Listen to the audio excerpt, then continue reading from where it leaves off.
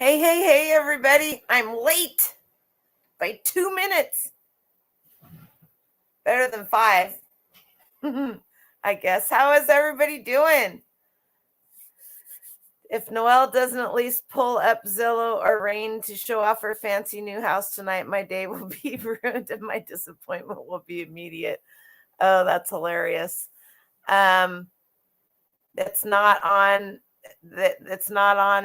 any of those anymore because the sale is pending. And they took it off of Zillow, but I do have a link to the app and I'll show it to you guys. Carter. All right, let's start at the beginning because we got some peoples in here. Sorry I was late. You guys doing it wrong. I'm glad I saw your comment. Beth, how are you? Miss Never Too Old is never late. Dougie Doug, hey. And I won't finish that because it's no longer socially acceptable to use the phrase. Pretty sure I'm not socially acceptable, but 1,500 of you guys think I am. And I love it. You're all perfect, and we're all perfect in our own special ways. Let's see. We have Miss Jessie Shops in here, a vintage mentality. How are you? Kata from Canada. My kids haven't figured out yet that they don't get to call me at 6:00 on Wednesday nights. Maria from Empty Nesting. Danielle, Yard Sales and Dreams. Jeans too, because Danielle she finds some hecka good things that are jeans material. That was a pretty good recovery, I have to say.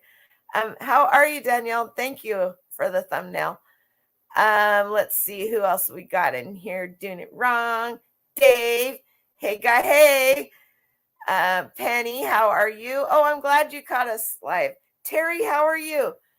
Terry Mindful Recycle. Boy, you guys go watch any of Courtney's latest Bolo videos that she does featured members in, and you're gonna see some really cool things from Terry. Aren't you one of the mods in her Facebook group too? I believe Kim is here for nature's sake. Who else we got? It's even funnier when it goes off when I'm at an estate sale and everybody turns around and looks at me.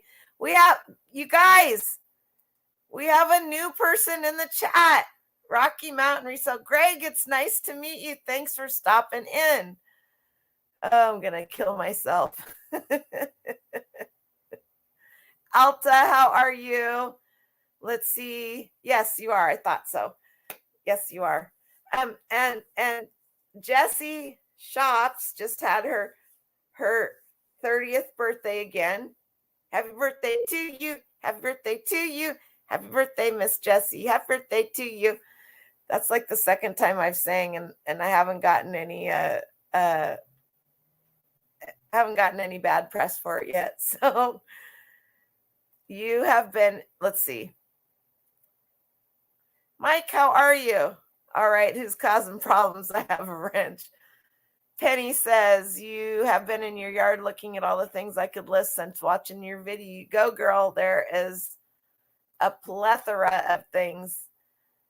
I mean, literally walk around and look and just pull up a comp on eBay. You will be amazed. Julie is in the house. Hi, Julie. Miss Brett, how are you? Pretty much everybody does. I like for everybody, nobody's gotten demoted yet. I haven't sold anything in 2 days. You guys, I have 1,926 listings. I do at least 5 a day. I did my 5 this morning, but I've gotten 2 really nice offers today. I just got an offer for $15 for this set of 2 vintage Westinghouse glass baking dishes. I think there's very few out there that actually have the domed lids. So yeah. Should I take that offer, you guys? It's not going to happen. Can't do it. Can't do it. Can't do it. Carter, you were at a thrift and someone had cha-ching going off every 30 seconds. That's hilarious. Did Jan sneak in here? I have listed. Oh, she has. She is a list. Not only is she listing, she's selling. She is selling. Hi, Cindy. How are you? So, how many of you look at children's vintage clothing? How many of you most people don't look at children's clothing. How many of you guys look at children's clothing, period, whether it's vintage or not? You're about to take her cart. That's hilarious. I just noticed the title. Is this the part where you tell me how much money I've been leaving on? You know it. There's no money in it, Mike. There's no money in it, Mike. You sold 2 Christmas items today, Danielle. Woo woo. You guys, Danielle, drop your link, will you, please? To you're blue, aren't you? Yeah, drop the link to your channel. Anybody that has a channel. Hi, Amy. Hi, Amy. How are you? Anybody that has a YouTube channel or that would like to share their eBay, Mercari, whatever store that is blue, feel free to drop your link. Now's your chance. Because I'm going to unblue you right after in 10 minutes. No, I'm just joking. But that was pretty good. Can you tell us the only children's clothing you look at are patterns like Raggedy Ann stuff? Raggedy Ann is not a very hot market. It's overloaded, unfortunately. You skip right past the kids' clothes like things are radioactive. Okay? A lot of people do. Hey, I will grab you some dish soap on the way home tonight, Dean, but you're not going to get it for a couple of weeks because, I'm just teasing. Hi, Dean. How are you doing? Let's see. I know that this guy right here buys children's clothes. He'll buy them in lots, large lots. What? Where have you been? I was just thinking about you the other day and I was like, I have not. I'm going to fall off my chair. Wait a minute. Jen, where have you been? We've missed you. I've missed you. Oh, I'm so glad you're here. Let's see. Oh my goodness. Now I'm verklempt. Now, yeah. Hey, Paul. Welcome in. How are you? Miss Marie. I thought that too, Maria. And then our girls decided to hit me with a double whammy. Yeah, Marie's kind of pretty much out of commission for a couple of years as far as all of this stuff goes. She's grandma to the hilt right now. Hi, Marcy. How are you?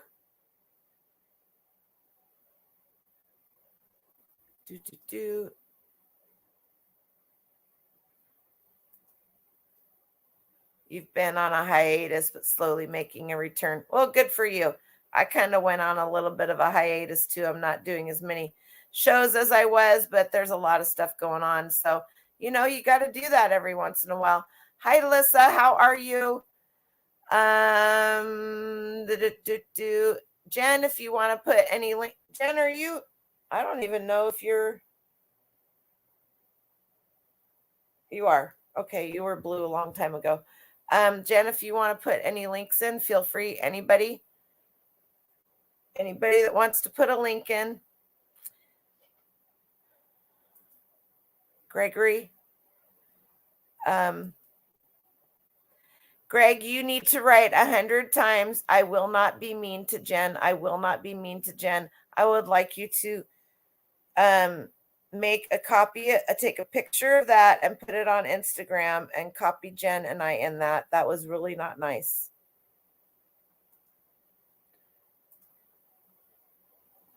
Oh, Miss Annie, how's the hubs? How's Miss Annie? How are you guys? Let's see. Cindy. I did find a new home. I put my earnest money down on it yesterday. Um you guys, I love you guys. Haha, Greg does enjoy being mean. What is this? He's talking to yeah, he was talking to Jen's Closet Gems, not you, Miss Jen. I hear Dolly Parton song coming on because she will always love you. Oh, by the way, you guys, go check out Miss Julie, AJ's Retro and Vintage. She put up a new video last night. It's pretty good, pretty good, pretty good, pretty good. Who else did I miss? Anybody else before we get started here? Cindy, Brett, Lissa. I want to make sure if I missed you, don't take it personally. Did I get you, Miss Jen? I think I did. Think I did. Goody Ma. Oh, Barb's in the house. How are you? I knew there had to be somebody I missed. I can't remember who I missed last week, and I usually go back tomorrow. Sometimes my chat loads right away. Sometimes it doesn't load for 24 hours. Don't ask me. So I usually go back. I know who I missed last week, Michelle Lathan, and I felt so bad.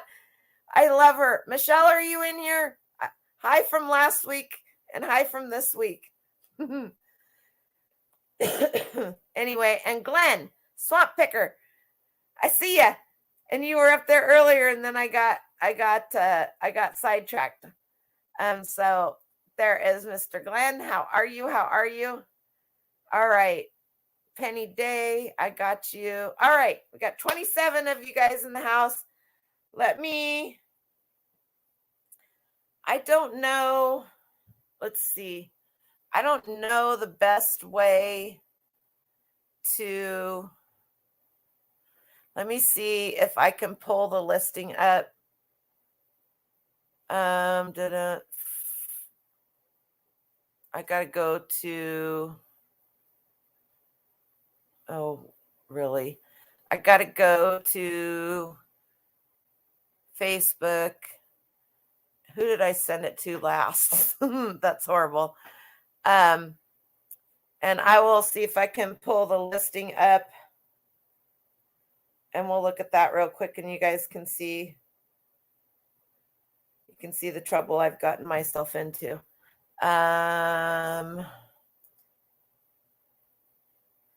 Oh, I think I sent it to. Yep, here it is. All right.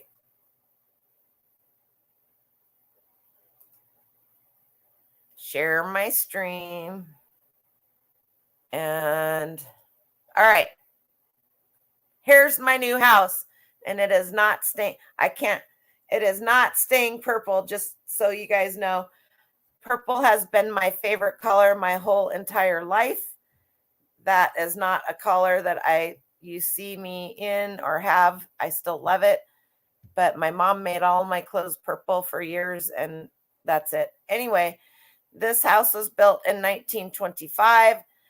I did not pay $399 for it, although all of the other houses in that area are going for $500. I offered them $325 and they took it. So let's see if we can open these up. We'll go through it real quick. So there's the front. It's 3 stories. It's a upstairs, 2 bedrooms upstairs, and then there's a basement. I will be closing off the basement and making it into its own quarters. This thing is getting torn down, and a separate entrance to the basement will be made there. We did the inspection yesterday. All of this bush is going away. This is the front door walking in, and there are built-ins here. The fireplace, there you go. This little one right here opens up so you can put wood in it to keep in the fireplace. Does it? No, it doesn't have electricity, Greg. I don't need electricity. I'm farm girl scavenger, buddy.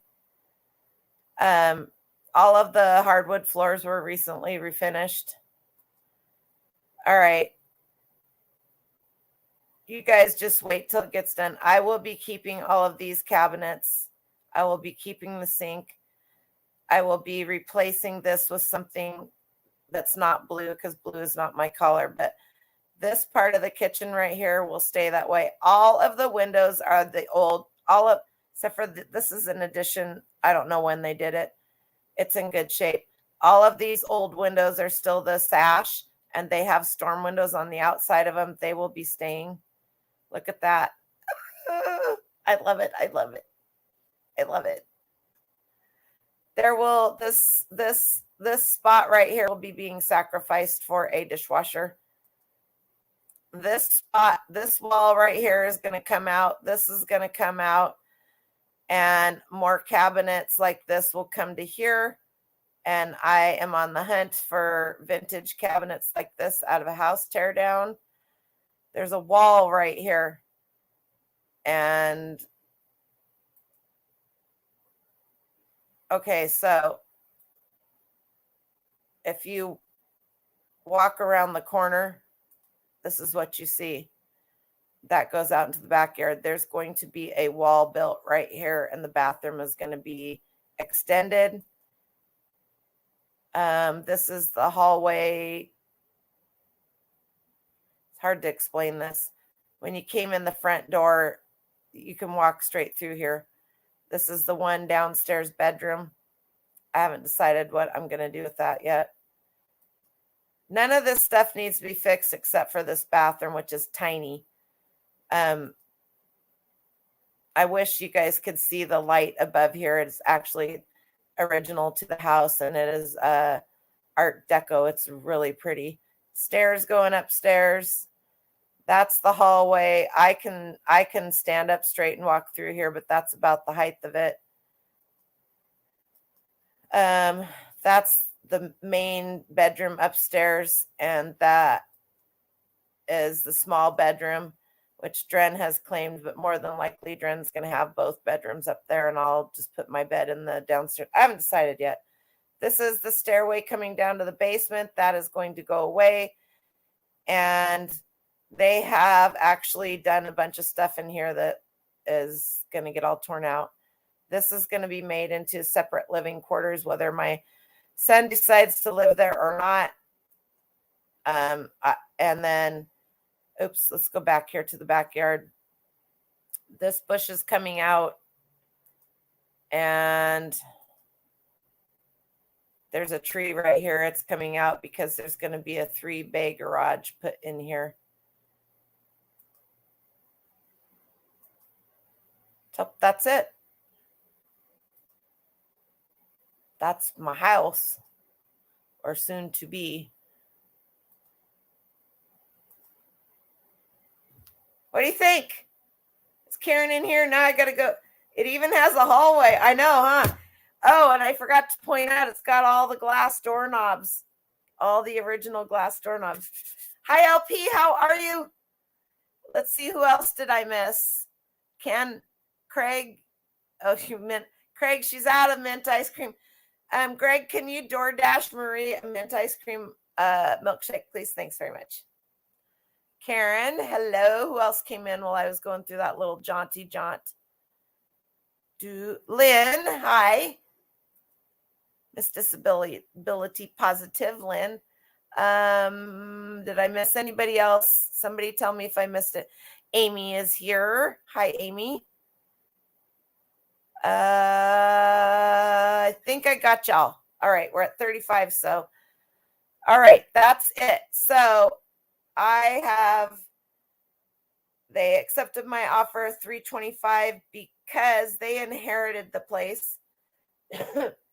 2 people put offers in on it when it was at, they started out at $470. They came down to $4 something else. Then they came down to $399. It was on Zillow for like 190 days.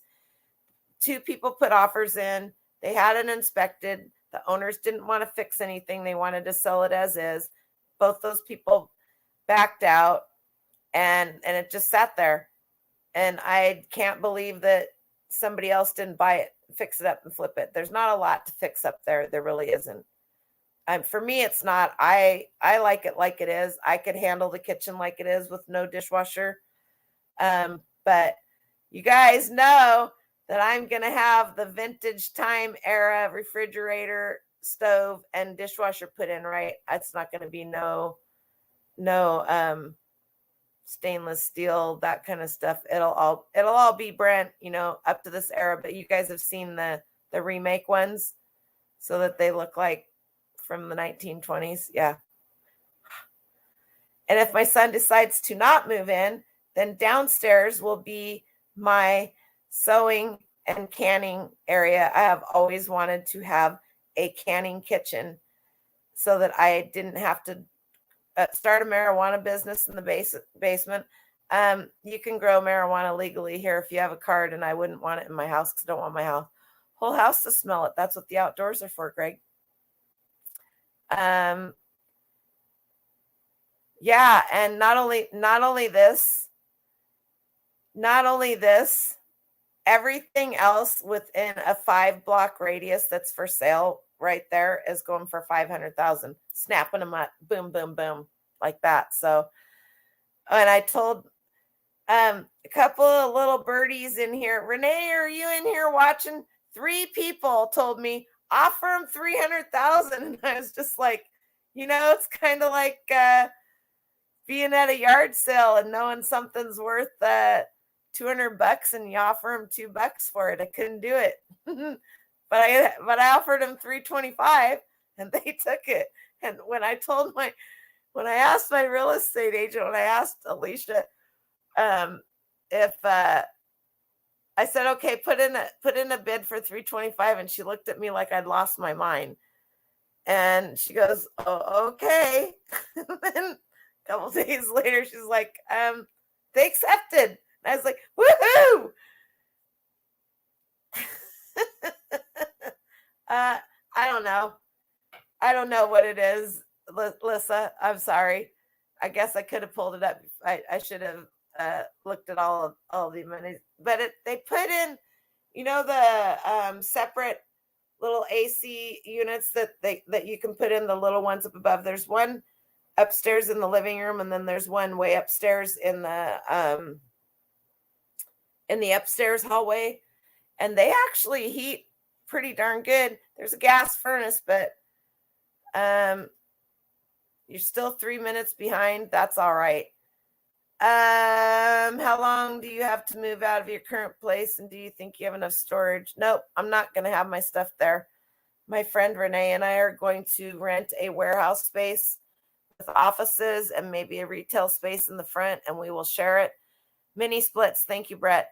Because we both have storage units. She has several, and we can rent a warehouse space with 2 offices and a possible retail space in the front, and have internet, bathrooms, and warmth for the same price that we're paying combined for the storage units. And I think that the way my mind works, not having anything at the house is going to be very good for me. It's going to make me go and be productive and not think, oh, I need to sweep the floor. Oh, I need to do the dishes. Oh, I need to do some laundry. Oh, I need to mow the lawn. Oh, I need to do this. I will go to work every day. I will take Dren to school. I will go to work. I will go get Dren. Costa, yeah, and they just raised all of our rent on storage units. So the hard close on the farm is the 15th of December, and I bought that place with contingency of the farm selling, and then I have 90 days. So I will have 90 days to get the basement done and the kitchen redone. I'll do it, and get all of my stuff moved in there and get whatever done out of here. So I'm not worrying about much of anything until after Christmas. moving wise. Could even be a way to make side money if you're able. Yeah, that's and Renee has a lot of smalls and does stuff. Brett, what's going on here? Thinking, hey, I'm invisible or what? No, I saw you. Then I was going. I saw you, good mom. How are you? Anyway, so you're at a minute now. Run, run, run, Kata. You're gonna try it. Nope, I'm not. I'm not blowing out. But I have been giving away reseller. I have been giving away boxes, which I'm behind in getting them out. Bear with me if you're expecting one. I'm gonna get them all packed up this weekend and shipped out. So I have a box for Brett. I have a box for Miss Amy, Evan Owens. I have a box that I owe to I can't say their name. It's supposed to go to Carol, Butterfly Hustles, but she donated it to somebody else, and I'm not going to say who it is until they get it and do an opening, but they know who it is. I have a box for somebody that I gave a box away to on Dom's channel. So I've got 5 boxes I got to get out of here this weekend. Anyway, and I have plenty of inventory and I can do it. And you know, I figure if I send a few boxes away, does that make it okay to go to another estate sale? Oh, what did they do to you, Barb? You're a bit cranky because PayPal and my debit card have messed up my account and are not. Uh-oh. That's not, I'd be cranky too. I would be cranky too. Dean's good at doing the dishes. Oh, yes. Do I owe you a box, Kathy? I don't think I owe you a box. That was pretty good. Hi, Kathy. How are you? Oh, I have them all written down on a list here. I have everybody's info. You guys are killing me. All right. Doug, drive out here and help me. I'll load you up. You won't drive a couple hours to see Janet, so I'm pretty sure that's not going to happen. I'm not doing the dishes, Doug. I just put them in the machine and press start. That's doing the dishes, Dean. That's doing the dishes. All right. So I want a 1 for people that even consider children's clothing, and I want a 2 for people that are like, oh, count me out.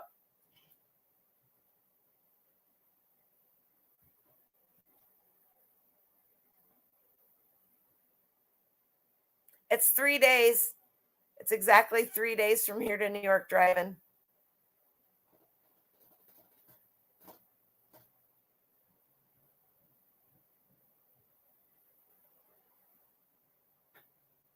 I know. I knew. This one is absolutely no surprise to me because I already knew that.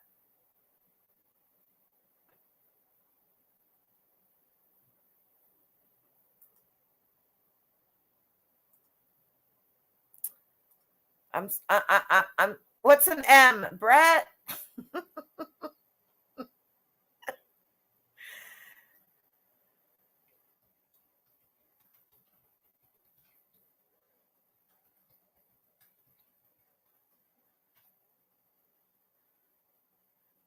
Let's see here. I'm pulling one up that I forgot to pull up because this is a no-brainer. I know you guys know it's a no-brainer. And I forgot to pull this one up because I want to get it out of the way. What do we got here? Okay. Let me go back here so I can see what you're saying. I'd be in the dark buying kids' Halloween costumes. Yes, you would. You missed the question. She didn't understand the assignment. Anybody? Janet did not understand the assignment. Beth, I have 4 kiddos, so yes, I've kept most of their clothes, so I hope I have some winter. I bet you got any old Oshkosh? California. Really, Carter? Thank you so much, Carter. That was very nice of you. Now I can pay for my coffee that I treated myself to today because I really needed it. M is for money. Let's see. I'd consider children's clothes more if I knew more than Oshkosh, Paw Patrol, and Raggedy Ann. Okay, well, I'm going to help you with that. What did I miss with the numbers I want to play? One, if you would buy, you're not going to answer. You can put whatever you want. You'll pick 8. There you go. Good choice. Hi, Miss Amy. How are the kids doing? Have they driven you crazy yet? I won buy kids' clothes to skip them for resale. There you go. I know why, because you use them for your creations. And Goody Ma has some of my baby clothes from the early 60s. Good. Not yet. You be patient. Be patient. Thanks, Jan. I love you too. Not really. I hate you, but I'll say I love you to make people think that I'm not mean. Okay. The first thing that I want to show you, not that it's a long trip, but not yet. The labels are telling of vintage kids' clothes. I know. And it's like the labels for vintage our size clothing, right? Well, they don't make vintage clothing. You got to be like a size -2 to fit in some of the vintage. Thank you so much, Kathy. I hope you're feeling much better. Good night. Go get some rest. They have tags. They are brand new, some of them. Yes, they do. You can tell. You can tell. Hello, Marcus. How are you? Thanks for coming in. And I'll sell them like yesterday. I have probably 200,000 postcards.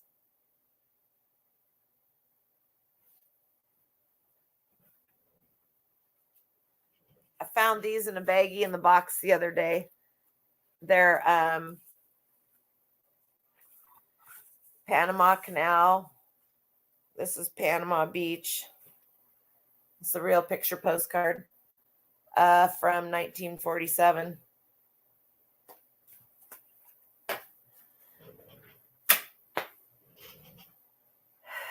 I'm only one person. Danielle, I'll send you some postcards. Send me your address. I think I might have it. Send me your IG me your address. I gotta write that down. I won't send you the ones that Kata sent me though. Somebody moved my post-it notes, and it was probably me. All right. Send me your address, Danielle. You're gonna need a barn at your new house. I know I'm gonna have a 3-bay garage. So I'm gonna share my screen and I'm gonna show you the one thing that you guys are all gonna go, oh shit.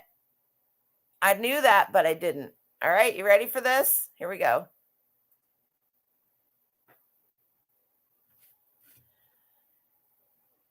These are children's, these are not adults.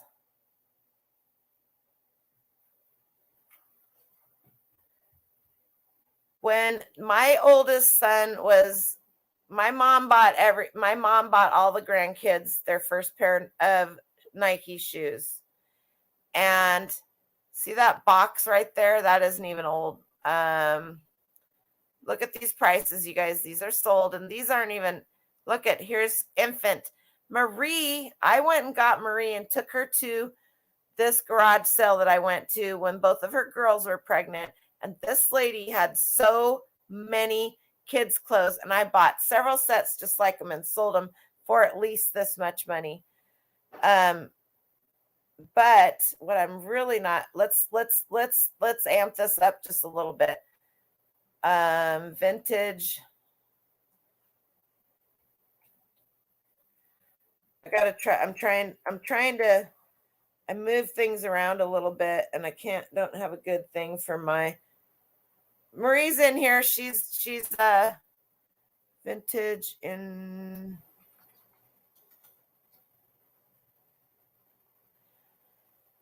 all right. See this right here? Do you guys see this set of Nike, vintage Nike Tyro toddler? Let's just open this sucker up.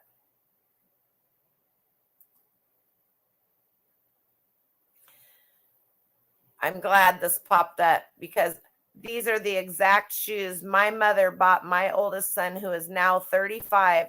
I didn't have the shoes anymore, but I kept all of the Christmas ornaments that he made me, like in kindergarten, preschool, whatever, in this box.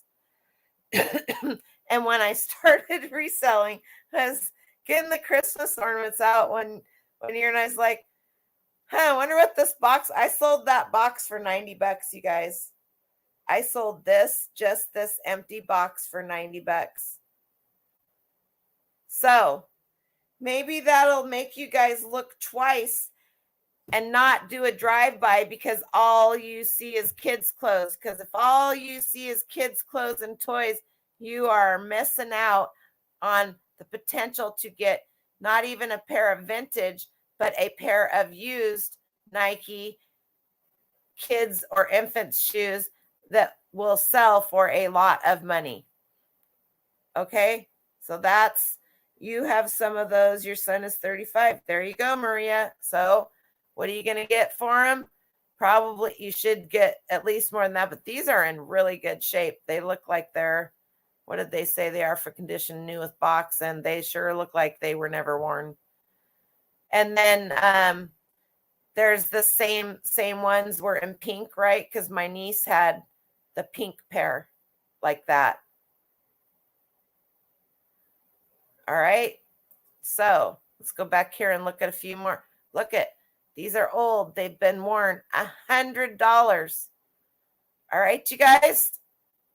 Some of these aren't that old. 1994 is still vintage, but they don't look it, do they?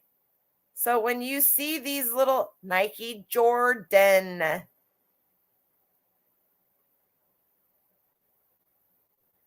they're all going to have a date on them. And also, let me show you here, Beth.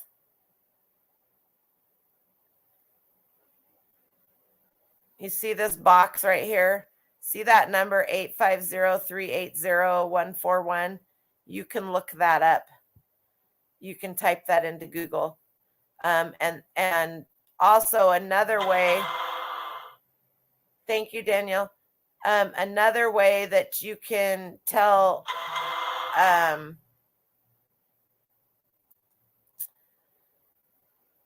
another way that you can date Nike is by the color of the tag, like on the old vintage clothes, the tag color on the back of the shirts are different, but you can. Danielle's sending me stuff. She's got the Law and Order thing going off. You can pull this number up, and that number is not only on the box, but it'll be wherever the tag is in the shoe, Beth. Okay. Does that help you? First numbers are the design. Second set of numbers are the colorway. Thank you. Yes. So there you go. And honestly, they probably who knows what they took. There are many ways you can copy the listing and go into another app and pull up and find exactly what they got if you need to know. But you can look here. Look at these ones, you guys. And here we go. These are another 1983. So my son was born in 86. These are 1983. I'm surprised that they got so little for him. But who am I? Right? They probably didn't think that there was that big of a collection. Aren't those so darn cute? So here you go. Foot Locker, $14.99. That was an expensive pair of shoes in 1983. So let's see if they actually show the tag. Look at, that's how they did the shoes back then. It wasn't in the tag. Does that help, Beth? I hope. Hi, Eric. How are you? You're fine. You're fine. I might pull it up here in a little bit, Danielle. If I shut my notifications off, then I forget to turn them back on. So everybody just has to suffer with the Law and Order to ding. Look at these. These are for sale now, right? These are not sold. They will probably get darn close to that. 1987 baby girl shoes, white. All right. So if that doesn't make you stop for a minute and rethink looking at children's clothes and shoes, I don't know how to help you.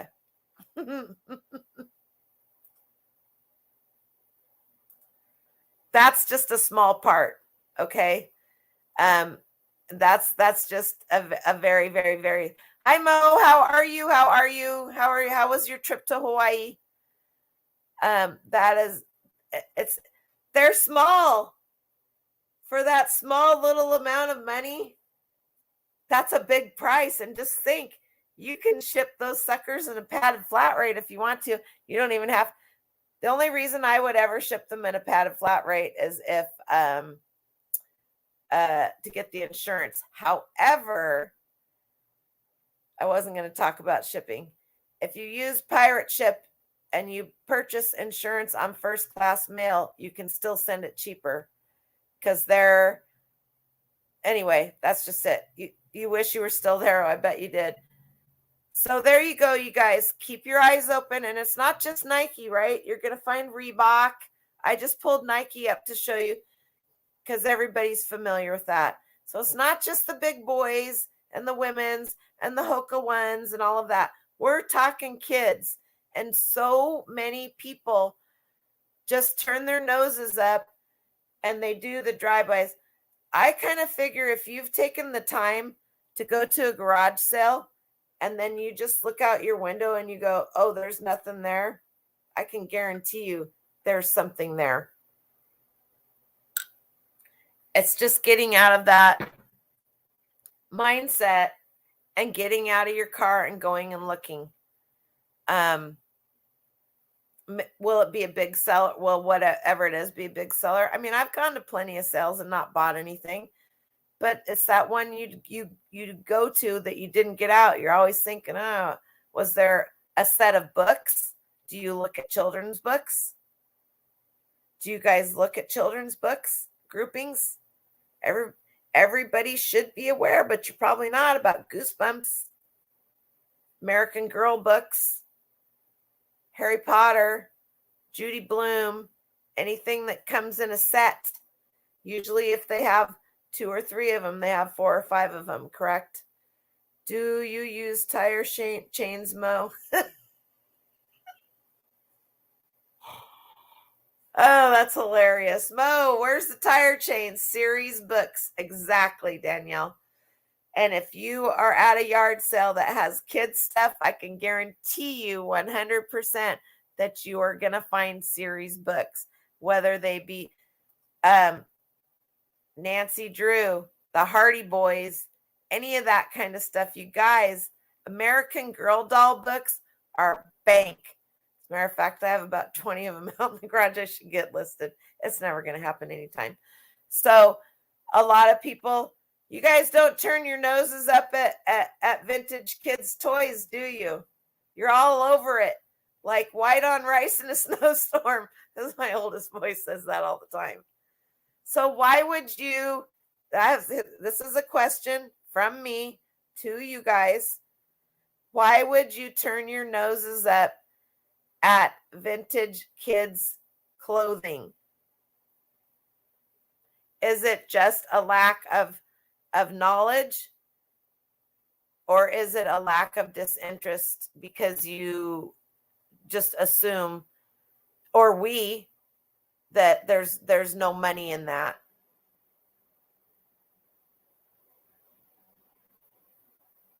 Yes.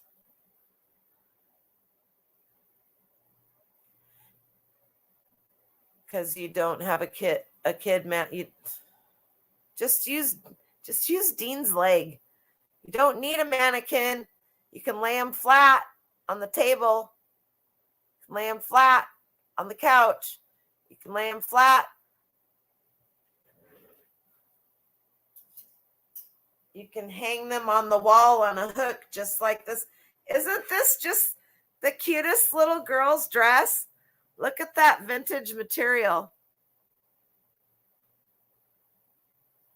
This is not a dress. Anybody know what it is? I bet Danielle does. Looks like a dress. Somebody must know what this is. Come on. Barb, I love you.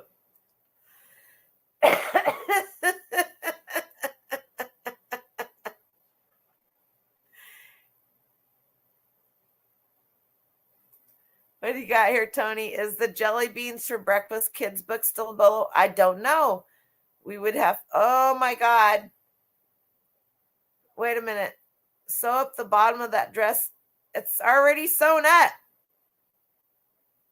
It's done sewn. You're trying to think like a reseller. Jan, if I have to explain this to you one more time, I'm going to lose the 1/10 of my mind I have left.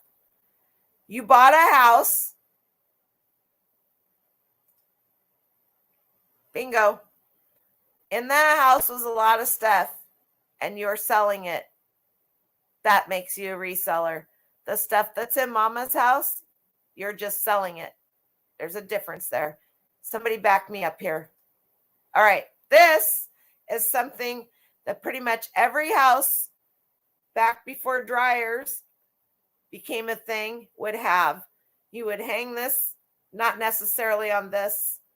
You would hang this on your clothesline, and it held your clothespins. And some people made really fancy. I should have grabbed my other one. Some people made really fancy ones. You guys, I even washed it and ironed it for you. I'm so proud of myself. Jan is a reseller. Jan is a reseller. Jan is a reseller. Everybody, meet my friend Jan, who's a reseller. She's going to take away that $5 super chat she gave me. Your mom had one a long time ago like that. One time we went out to hang clothes and there was a bird nest with eggs inside it. That's hilarious. Usually most people would take this down, when you went back out and took the clothes off. I say usually most people, because there are some of us that didn't, and stuff like that happens. You're all wrong, because ice cream doesn't have bones. What's that? I missed something. What else is that? What else is new? 18 because ice cream has no bones. Oh my goodness. I'm out of that one. I'm out of the loop on that one. But I'm a king troll. Yes, you are. All right. So these come in many different shapes and sizes. You know what?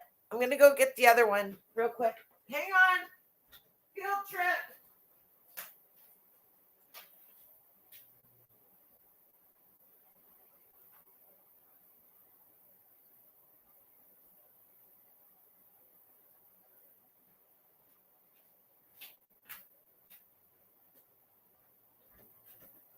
All right. This is the other one. You will see a lot of them like that, more like this. They're not going to be all dressy and fussy. And can I just say, you want to buy them because you're going to find, here's your Super Bolo. You're going to find the vintage clothespins. And the vintage clothespins, look them up. The newer ones are way different. Let's see if I can find a newer one. Look at how tiny, and this might look old. It's really not. Look at how tiny and yucky that it's tiny. Let's see if I can show you the difference side by side. This little one in front is quite a bit smaller, and look at the these don't last very long. This is a newer one. These are the older ones. They're really big. As a matter of fact, if you look in the thumbnail, I have a rope that hangs across the back of my listing station, and I have a lot of stuff that I sell that I can hang that's smaller, I will use. That's just part of my farm girl scavenger charm. I will take like the 7 days of a week uh flour sack towels. I'll hang those up on that. I have my own style. I have my own problems. Anyway, it was so funny. My mom, a couple of summers ago, she goes, she stopped by for something, and I said, "What are you up to?" And she goes, "I got to go down and get some. I got to go down and get some clothespins. I don't know where I put them. I lost them or whatever." And I had like 5 of these hanging in my laundry room, and I go, "Here, I'll help you out there." And she goes, and so I go, "Which one would you like?" And her eyes just lit up, and she goes, "Well, I just need a few clothespins." And I go, "Well, take one of these. Just take one, Mom. You can have one." So she chose one and took it. But these things are cool, and they sell really well, and you'll find them in all different shapes and sizes. And somebody really loved theirs, and they made it look like a little girl's dress.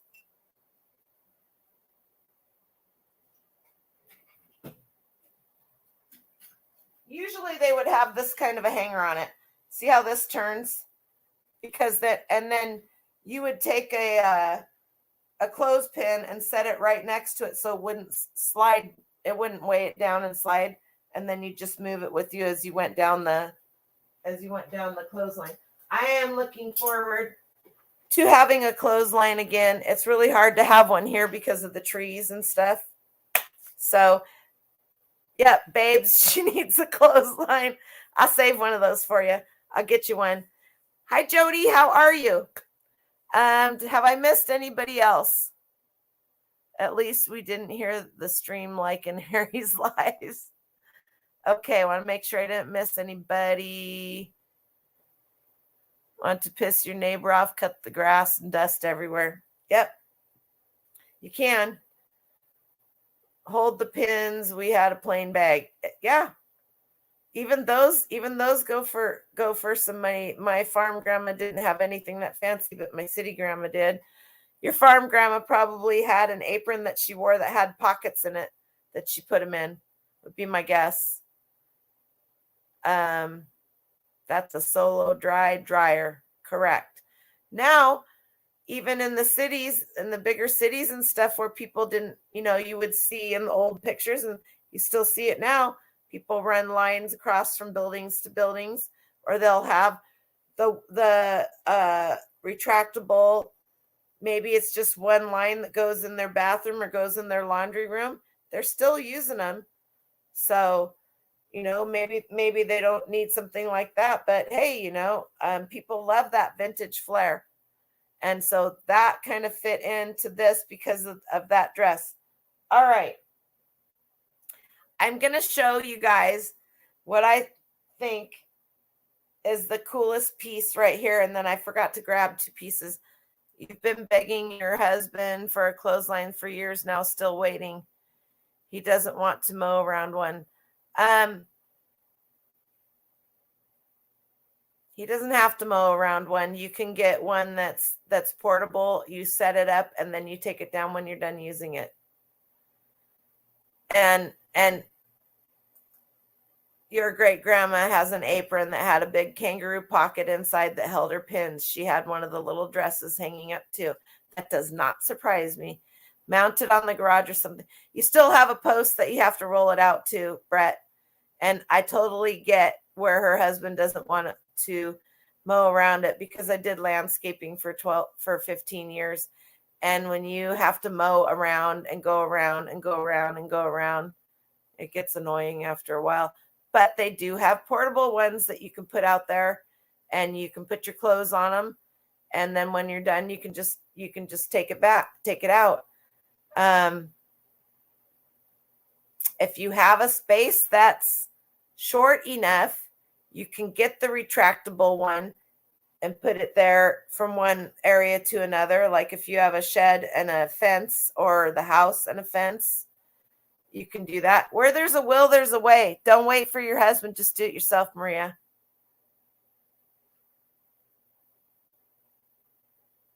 Gonna get in trouble. I can see it. I want a tall one in the yard to hang blankets. Absolutely. Absolutely. My portable umbrella line blew over and what a mess it broke. Well, you probably didn't put it away when you were done, or did it have clothes on it when that happened? Oh, or call a handyman. We had wires from the tree, from the house to the trees.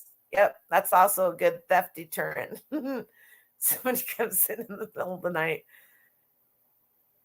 Hey, tell us the story of finding the phone books in the trash. Just curious. I actually saved them from going into the trash from my aunt, and when I was cleaning.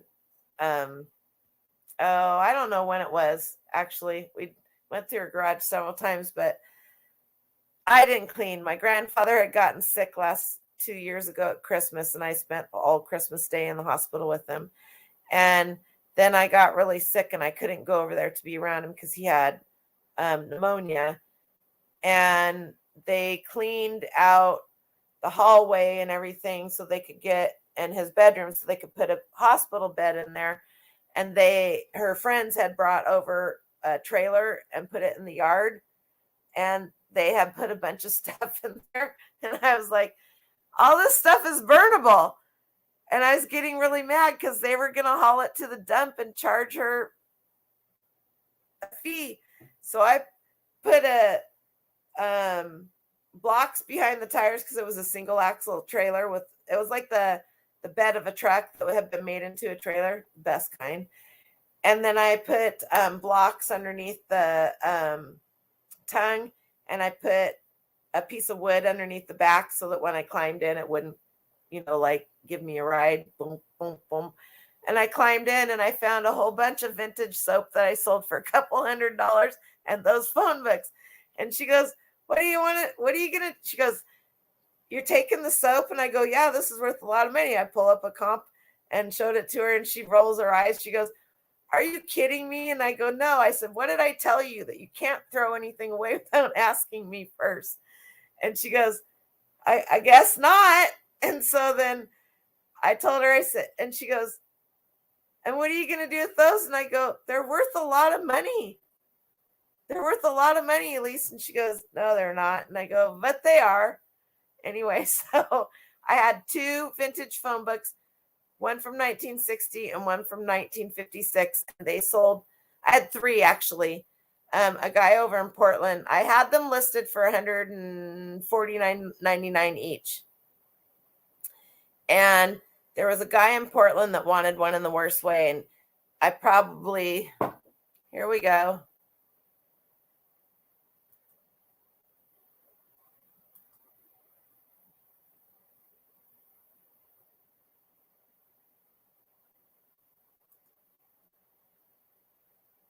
You guys, what's going on with you?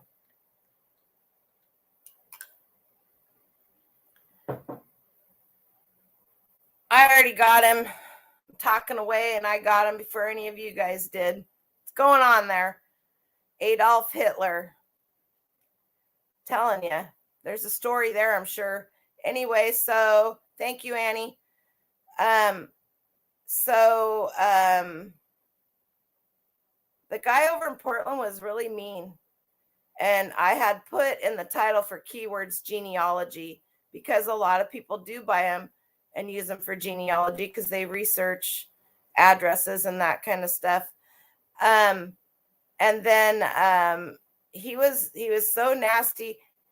Hello, Dom. Thanks for coming in. He was so just rude. And I told him, I said, I would be more than happy to sell it to you for $89.99, but I'm not going any lower than that. And for a month and a half, he would come back at me with $20, $50. I didn't block him. He really wanted that, but he was going to be mean. I don't have very many blocked people on my seller list. Anyway, and I had just ran a 35% off sale, and 2 hours later, boom, those two sold. And they went to a production company and it's called Paper Productions, but they buy all old vintage papers for movie sets. You can't help but blame them, Mo, but I've been getting a lot of them lately. I used to counter back like yesterday. I got a low ball offer for $50 on a $199 ragco ornament, and I sent them back an offer for $189.99. And it made me giggle. They didn't decline it and they didn't accept it either, but it made me giggle. You know, you gotta have a little fun. You gotta toy with your prey. Anyway, so that's the story on the vintage phone books. So you guys, vintage phone books, vintage catalogs, vintage magazines, vintage ephemera. Okay. And it's not just, those older vintage phone books, they had the white pages in them too. But now I could have taken those apart and I could have cut the backs off and sold the backs just for the advertising. And I could have gone in and taken all of the yellow pages and chopped those up and sold each one of those pieces in the yellow pages for advertising. I could have made thousands off of just one of those yellow pages books. I have a hard time destroying stuff like that, so I did not. But I don't mind passing it along to somebody else if that's what they want to do. I made a good profit. That's not what's going to happen to those. But heads up. Anyway, am I supposed to do that? I'm just going to ignore it. You guys will take care of it. Anyway, so that's where that is. But vintage clothing. So my favorite piece out of the thumbnail that I put up. What did I do with it? You guys. I got this whole box. It was like, the box that bananas come in? I have to go get the piece that caught my eye. It's in the kitchen for some stupid reason. I didn't bring it in here. So I got this whole box for $20. Yeah, I can't make this stuff up. And I mostly bought it for this. Look at these. Are these not? You guys are all, I know the guys, you guys are going, whatever. All right. The first thing I looked at was the snaps. They were rusty. I just took them over to the sink and took my wire brush to them and let them have it. The second thing that I looked for was to see if it was homemade or if it had a tag, which you can't read the tag, but I don't care because most of the other clothes, and this is funny, to launder, machine wash at warm setting. So this is from the 70s, and I can tell you right now, I know it's from the 70s because all of the other clothes that were in that, which are very similar, were also from the 70s. But let me go grab this. You guys are going to die.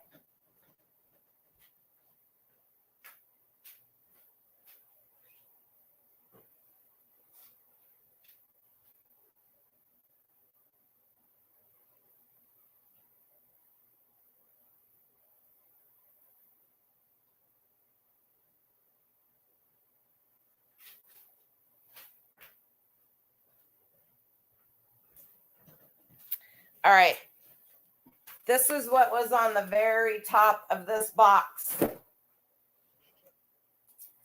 These are vintage, true vintage leather suede lederhosen, and they were made in Switzerland.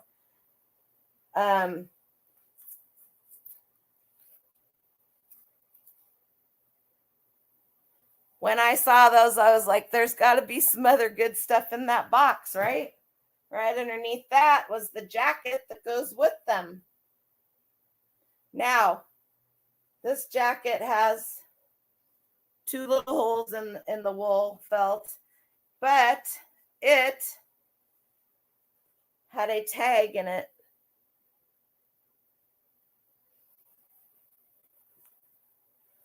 This set is probably worth about $100.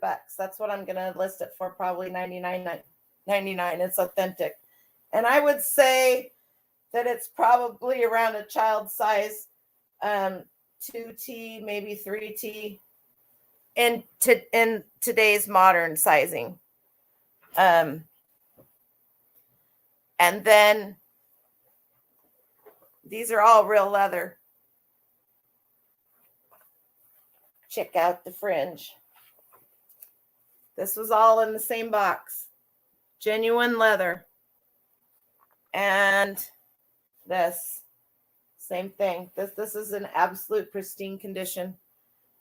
Also, you guys keep a gander on these tags, and you will start seeing a theme. These are genuine leather made in Mexico.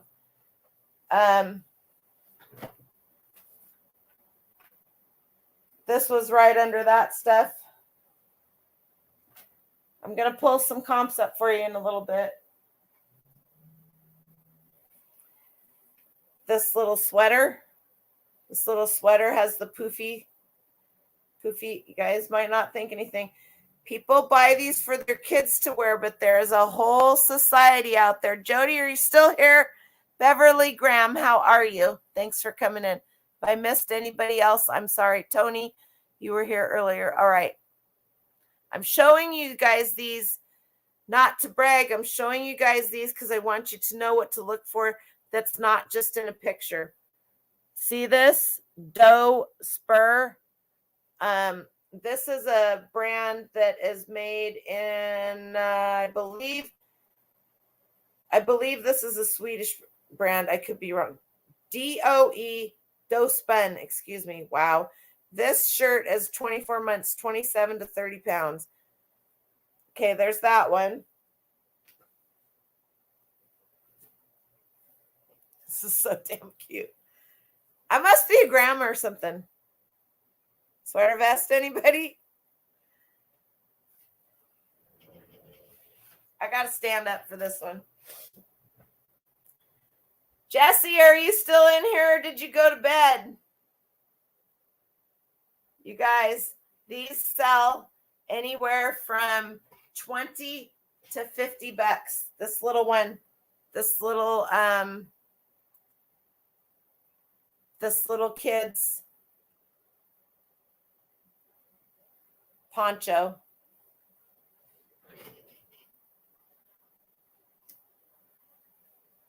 These sell. People will put them on their children, but they will also, there is a whole community of people, women and men, who collect life-like baby dolls from newborn and preemie up to a toddler size. They make them, they collect them, they will make nurseries in their houses, and they love this stuff.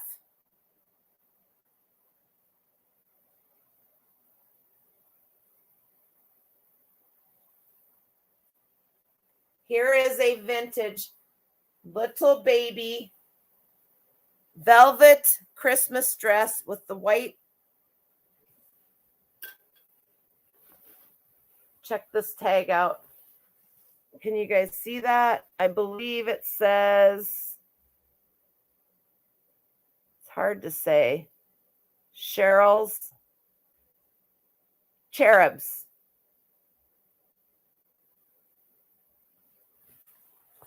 And this is a set. I've washed all of this stuff already, you guys, because I'm just that way. This is all out of that $30 box. Here's a little pinafore that would go over something else, or they would wear it like this for the summertime. And I don't know what your guys's history level is.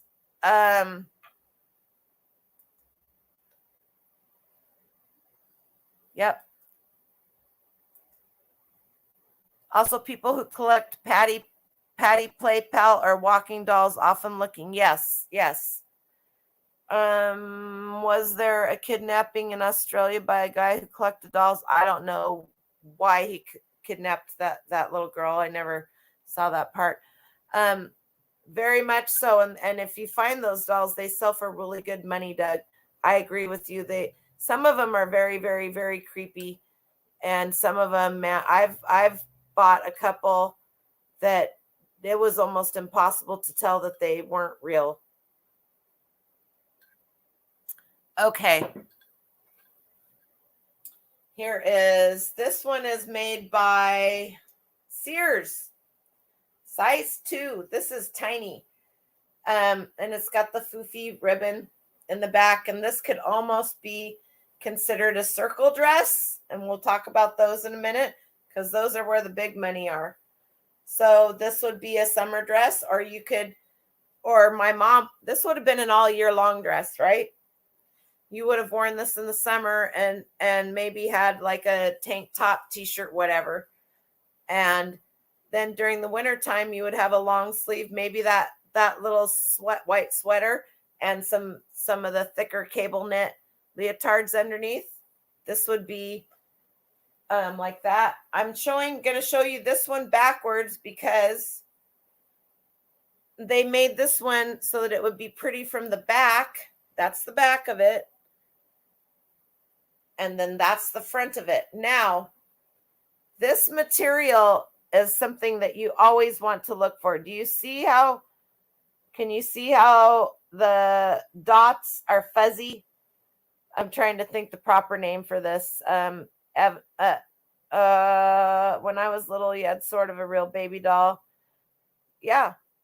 Amy or Brett, somebody put in there the right name for this fabric. It's escaping me. If you guys see any dotted Swiss, thank you, Constance. Thank you, Beverly. This material is very highly sought after. I don't know if you can buy much of it anymore. This is very, very, very, very sought after. So even if you saw curtains, if you see curtains in any of this material, whatever color it is, it's worth a lot of money. Somebody may even just buy this dress just to have it for the material. I kid you not. And then one more little sweater that came out of that box. I'm pretty sure that this sweater was worn with one or both of these. These are absolutely kilts, and they actually have the little pin. They liked this one. It was worn a lot. And this one was made by Valleja. It is 55% wool, 45% cotton, and it was woven in Scotland. Let's see if I can get this flattened out enough to show you. Up here, it says woven in Scotland. Wash as wool. I did not wash it as wool, but I didn't put it in the dryer. And it does need a, so that's that one.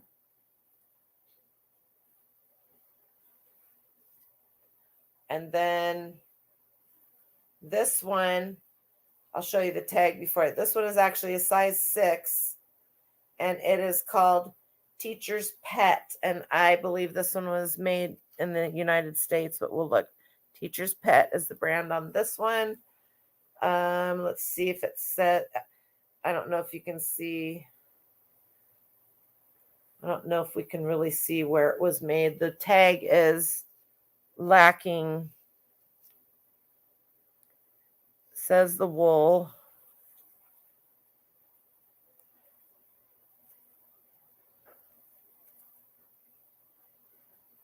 Wool, cotton. It's really hard to tell. Put it up here. Maybe you guys can see it better, and I'll hold it there for a little bit. Canada.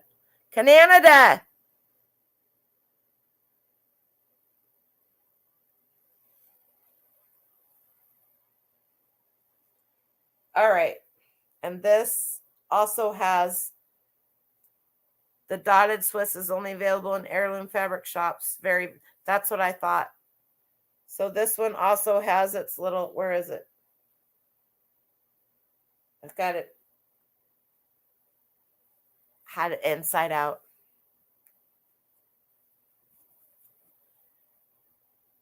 More than likely, this little one right here was worn with this. And this one did not have a tag in it that I saw.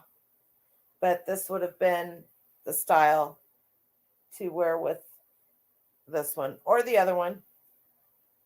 All right. So all of that for $30. I figure that I ought to be able to make $300 or $400 back after fees and everything. The best part, because those of you who know me, Canuck, oh Canada, those of you who know me, oops. What's my favorite thing to sell? What's my jam?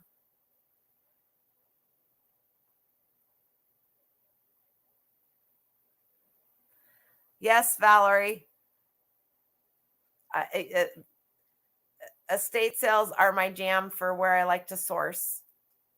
And you find if they Tupperware, nope, that's not my jam. Ephemera. This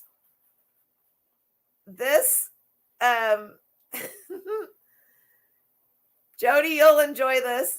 This flyer or sale paper was in the bottom of the box underneath everything. Jelly jars are your jam. That's hilarious. And it is for Bazaar Discount Foods over in Portland. They had us one place in Beaverton and one place in Portland, but this was for 1972, and it was Father's Day apparently.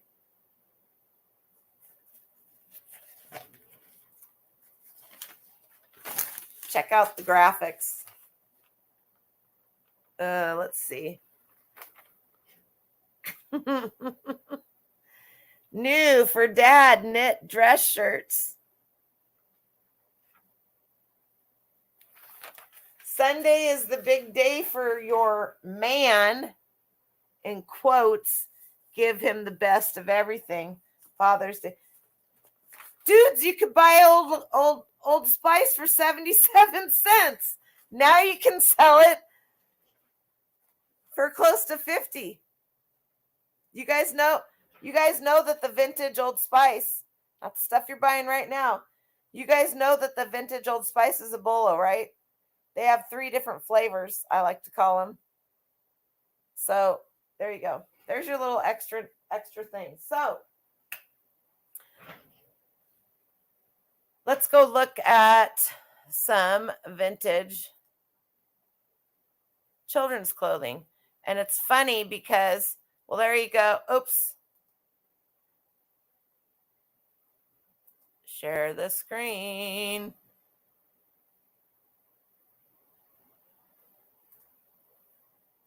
It's funny when I put in the vintage children's clothing. Look what comes up, you guys.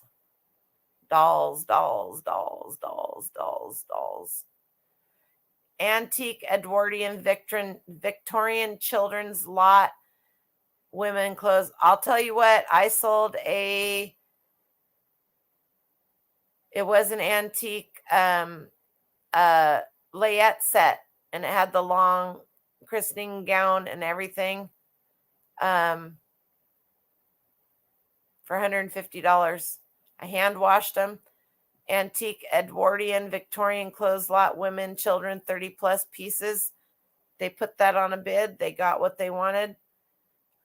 Vintage Levi's toddlers, kids, denim jackets and pants. This must have sold, and then they relisted it. Yep, and sold it again the next day. Why there's all of these? Look at Cabbage Patch apparently is kids' clothes. I don't know what to tell you guys. Let's see how far down this goes before you actually get to another set of antique Victorian. I'm going to open this up because I want you guys to keep an eye out for this.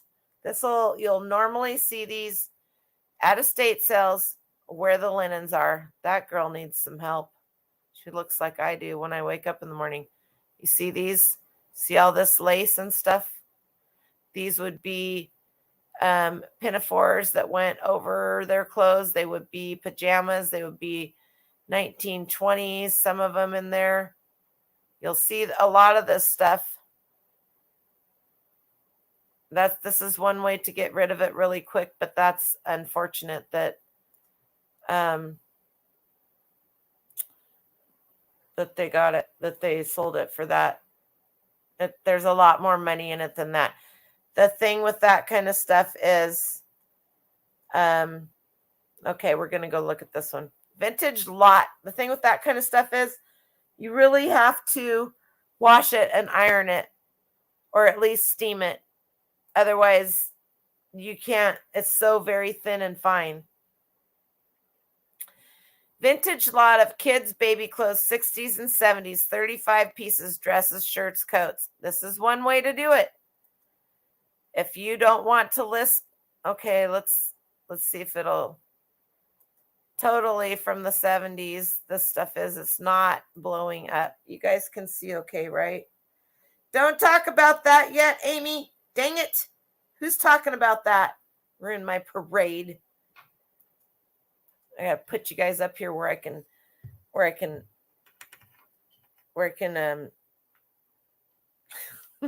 I put you guys up here, I can keep an eye on you.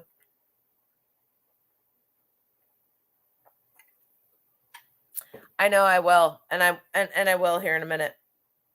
I have some other ones pulled up. I just wanted to give you guys an idea of what some of these lots look like. You know, polyester. Oh my God, that was me in the 4th grade right there. Almost that same outfit, and my mom had made it. I fell down the stairs. The hem was too long. She wanted me to try it on and come out to the milk parlor so that she could see if it fit okay. And I fell down the stairs when I was coming down because the hem was too long, and I lost 2 teeth on that trip. That was a memory. Okay, this is from the 60s, and I don't know why this isn't loading up. So that's pretty good money. Now, I personally would have taken a few pieces out of here, like this jacket, and maybe some of these other frillier ones. This shirt for sure. This smocked, anything that has smocking, I wish this would. This design right here in this blue shirt, that's called smocking. Not smacking, but smocking. Okay, vintage 1970s. This probably went to somebody, a doll collector. And I have some of these to show you too. You see all of these little, there's a pair of overhauls similar. These were all, I can tell you right now, these were all department store clothes. And all of these little pieces that had the top and the bottom, the little breeches had plastic lining in them. Let's see, Old Spice is as stinky now new. Fabric sells for crazy money. Yep. Or one has some content. What? Okay. Just making sure I'm not missing out. So you guys see this stuff. Don't think, who would put that on their kid? Well, your mom put it on you when you were little. So let's just go there. A lot of people that have, would somebody in the chat be so kind as to go to Instagram and pull up Butch Wax Vintage and put her link in the chat? She and her husband just had a baby. in October. Just before Halloween, I think. Yeah. And I, there are many vintage things, but people who dress vintage on the daily, they buy vintage to dress their children in vintage because that is what they enjoy. So there are many people, there's smocking again. Those dresses like that have smocking can go for $25 to $30 a piece alone. Your mom has pictures of your brother when he was too dressed up in something like that. Well, you know what? Little boys, you hear the term short pants. Little boys were often dressed in dresses for a long time until they were potty trained or whatever before they got pants on because it was easier to change their diapers or easier to, yeah. In the Victorian days, little boys wore dresses. Random info there for any of you that didn't already know that. All right. Am I going the right way here? I should have let's see if we can find. Wow, these guys are like overloading. All right. On to Daisy Kingdom. If you guys aren't familiar with Daisy Kingdom, you are going to be tonight. Not just Daisy Kingdom dresses, Daisy Kingdom. I sent you. Are you still here, Maria? Michelle, thank you so much. And I missed you last week. I'm so sorry. I'm glad you're here. Thank you so very, very much. I felt so bad when I watched back the chat the next day and I missed you. I was like, oh my goodness. All right. So I need something to hold my phone up here because it changed the angle on my, maybe that'll work right there. Okay. Daisy Kingdom was super popular in the 90s, the 80s and the 90s. My boys were born in 86 and 91. In the 90s, it was they would do this vintage Daisy Kingdom party wedding portrait dresses. Little girl, my niece must have had 30 of them. I got to call her and ask her if she still has them. She's going to give them to me. No, not really, but I don't know. My sister made all of her dresses. My mother and my sister and we all sewed. $899. These are these solds? I can't remember. If I clicked solds, I did not. $2,000 for these two dresses, Daisy Kingdom girl vintage dresses. I am not lying to you guys. If you see I have 4 yards of vintage Daisy King Christmas material. Did I bring it in? If I think about it, I think it's in the room back there. This is no joke. It has a very, if I am seeing right here behind this one, they might well have, that's the sash that goes around the dress underneath. People made, Maria, I don't know if you're still here. Hi, Dom. Don is the auction professor. Yes. I sent Maria some pillow forms from Daisy Kingdom. And let's look at here because these dresses were actually made from Daisy Kingdom. There's their tag. That's what their tag looks like. So if it was an actual dress that was made by the Daisy Kingdom, but there in downtown Portland, there was a store, just a Daisy Kingdom store, and we went there all the time. Do you remember that, Jody? Are you still here? Okay, so Maria, you remember pulling those 2 Daisy Kingdom pieces out of your box? Those are worth a lot of money. And you don't have to keep all of that stuff, that you got. I'm talking to you. Can you hear me? You don't have to keep all of that stuff that you got. You can sell it. It's totally up to you. But those are worth quite a bit of money. So you may want to rethink that. Anyway, so there you go. Dom, this is another thing for Mrs. Primetime to be looking for. Here is a rare vintage Daisy Kingdom. They must have sold it twice.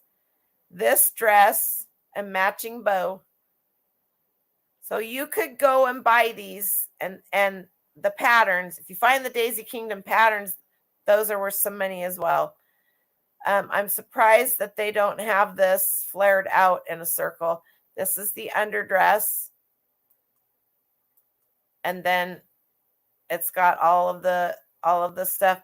My nieces would put these on and they would twirl, and I would have died for a dress like this when I was little, believe it or not.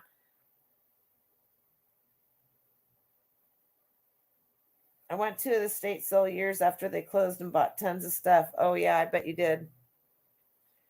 Did I miss something, Dom? All right. So Daisy King. Oh yeah, you're replying to my. I need to put this over here so that I can see what you guys are actually saying. And keep up with myself with you. All right. These are not Daisy Kingdom, but these are the circle dresses that I'm going to show you in a minute. And these prices are not a joke. I actually have one listed for close to $500, I think. All right. They come in all different colors. They come in this is the Daisy Kingdom Noel Bunny. What do you know about that? All of their fabric had a name. Look at these dresses. They were very, very, very frilly, and there were women's dresses and there were little girl dresses. This is one of the Christmas prints. And it was a big thing back then to have tea parties, real tea parties. They would have vintage Victorian houses. There's one called the Pittock Mansion in Portland. There's many of them, but they would have tea time and they would have parties, and these little girls would have Daisy Kingdom themed tea parties for their birthdays. It's all a thing. Noelle, I'm going to send you a pic of me from when I was like 8 years old. I'm pretty sure you were too. So this stuff is super hot. Fire. It's on fire. It's a fireball, as Pitbull would say. Here is another. So not just little girls, but we're talking about vintage children. So there is a look at. This is a newer one. When I say newer, it was towards the end of them, but this would be more like what the teenagers and the women's dresses would look like, a little more grown up. So there you guys have that. Put that one in your head, because these are worth a lot of money. Okay? How many of you guys did not know about dressing up dolls? How many of you guys, you pray nostalgia? Can't tell you the red face I have right now. Oh, I'd like to see that. My mom put me in one of those and I went out and jumped in mud. Why wouldn't you? You're a rebel. All right.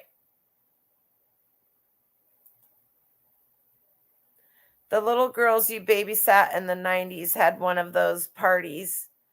All the little girls had their Daisy Kingdom dresses. I think it was more about the moms. I think most of the parties are mostly about the moms, don't you? I think. I'm all about having a barbecue outside and everybody playing with water guns and just having some food out there and a cake and all the messes outside. I'm all about that. That's what I'm all about. What was your question, Dom? Let me go back. I missed it because are people dressing their own kids in this stuff when they buy it? You are darn tootin' they are. and they will put it on dolls too. There are larger dolls. And there are infant sizes in these. What is it with? All right, we're gonna get you off Raggedy Ann and Andy. Yes, they did have Daisy Kingdom Raggedy Ann stuff. Definitely going to look for the Ruffly Kids dresses. Yep. I don't remember Daisy Kingdom having anything for little boys, but they may very well have had like the shorts with the suspenders that the little boys made. I don't remember. I wouldn't have put my boys in that. I wasn't that mean.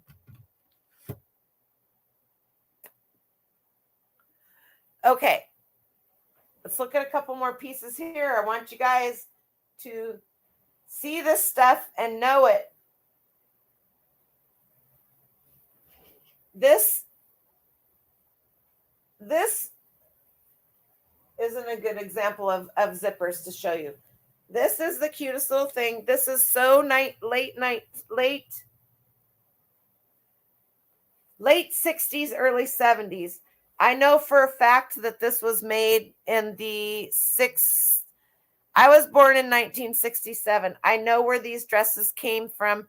I went to an estate sale this last summer, at the beginning of the summer. It might even have been in May. I went to Cameron went with me, Gravity Goods, one time, and then my friend, I bought a brass bed there. Any of you guys that know me from way back know that I bought a brass bed there for like nothing. And I got the mattress and the box springs were brand new. So when they had this whole rack of clothes there, minus a few pieces I put right there, and it was stuffed full. And the mother was a very well-known worldwide artist, and she did toll painting. I also bought some toll painting pieces. I know Lissa remembers this for sure. Anyway, the daughters were my age, and these were their clothes. So I was born in 1967, so this is totally late 60s, and this is quilted. Her mother made all of these clothes. This is quilted. It is homemade. And you know what? It doesn't matter. And this could actually be considered a circle dress too, because it is circle. Now, is it frilly? No. But this is darn cute. If I had a little girl, I would absolutely put it on her. So one thing I'm going to talk to you about and how to really date older clothes is by the zipper. If it is a metal zipper, you're looking about in the 50s, early 60s, I believe is when, don't quote me on it. What did you pay for the clothes lot? So I didn't end up buying these. My friend Renee bought them, and she just doesn't have the venue to sell them.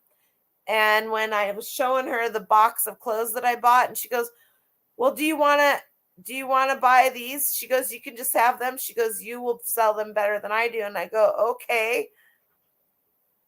So I bought the whole rack from her for $40. She sold it to me for $40, which is what she paid for them. Because when we went back to pick up the bed, the estate sale was over, and they asked us if there was anything left there that we would like to have. And so she bought those, and she's letting me borrow the rack, but I'll probably buy it from her because I like it. So $40 for all of this right here. And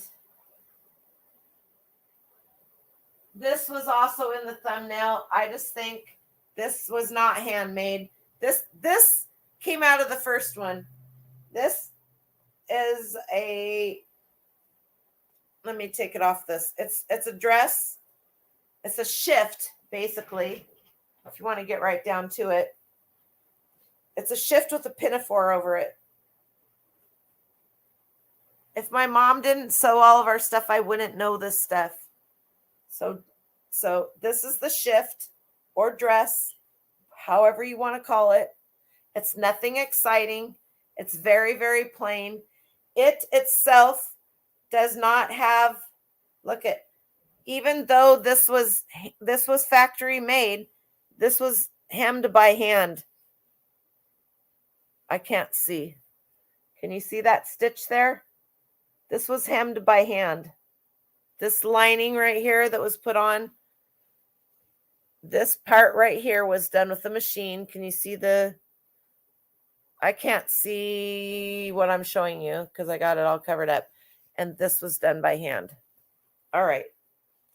When I first saw that whole thing, I thought, I couldn't find a tag on that. I thought that was made by hand, but this is us. This is, I couldn't remember. I looked this up the other night. I've only had this box for 2 weeks and I've been trying to get through some stuff. This is the brand Fun Frills. Oops. And we're going to look it up together. By Doris Brosk. I believe that this was made in Sweden because a lot of the stuff in that house was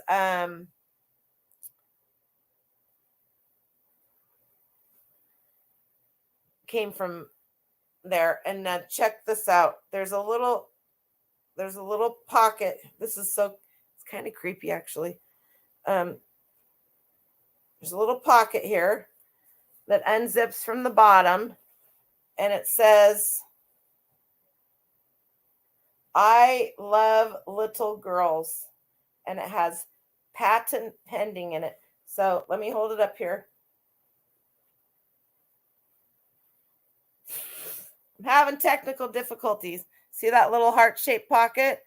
See, so it's the doggy that's saying that, I love little girls. And so I love little girls, and then it's got the patent pending. That is so stinking cute. So this and this, I found something similar to it, but I'm probably going to list this for $89. That seems really high. I don't think so. I may go higher. It is in really good shape. The elastic is not shot. So let's look. Let's take this, set that there. It could very well have been lengthened to extend wearing time. As a matter of fact, the flared out pageant dresses go for much. Yes, we're going to look at those in a minute too. All right. I'm going to share my screen, and we are going to go. We don't need Nike anymore because we did that. I don't want that because I don't want you guys to see it yet. All right. I got to figure out where to put you guys so I can see you.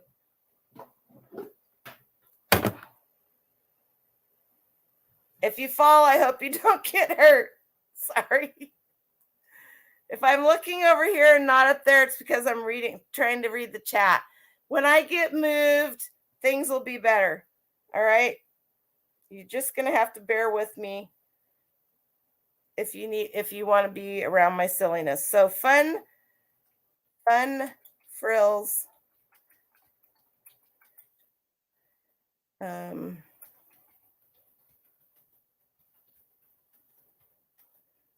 Doris.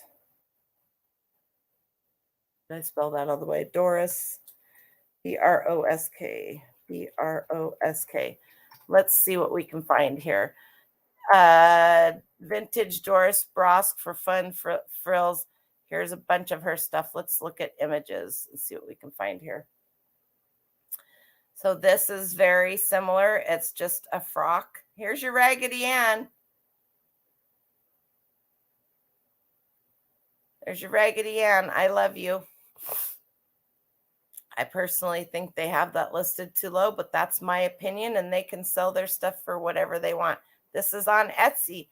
Etsy is where you're going to have your best bet for vintage stuff, right? That's what they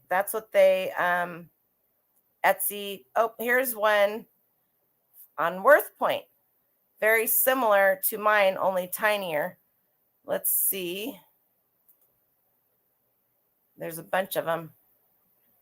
Let's see what these guys have it for.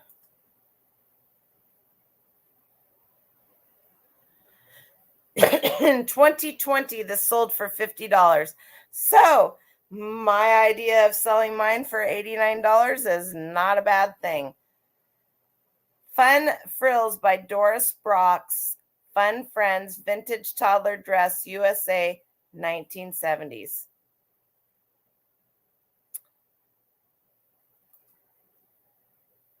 Sometimes, and there's the little patent pending. I don't like the way there's the Doris Brosk. We wore those in the late 60s, early 70s. That dress is around early mid 60s. Yes. I love that dress. I think it's gorgeous. So there you go. I'm going to price mine is a little bit bigger than this, which doesn't really mean anything. However, you will find that the difference between infant, here's another one from Worth Point. Let's see what they got. And when it was listed, they didn't get very much for it. That's just the way it goes. This is a tiny one.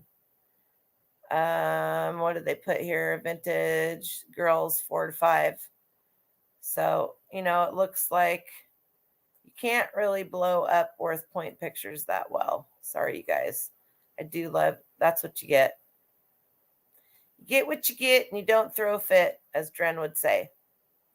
This one has, this one has some stains on it. Personally, I would have removed all of the stainage before I ever listed it on something like this. All right, you guys, there's Flower Power dress by her. So there you go.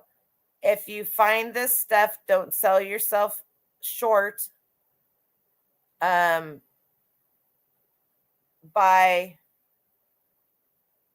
listing it low. I say this all the time. Worth Point has an affiliate program like American Bubble Boys does. I haven't signed up to do any of the affiliates yet. I will. Life has just been.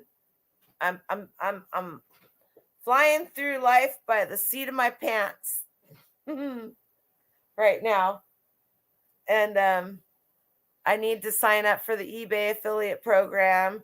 By the way, if anybody needs to know how to do that, Dom, Primetime Treasure Hunter, has a video on that. But thank you very much.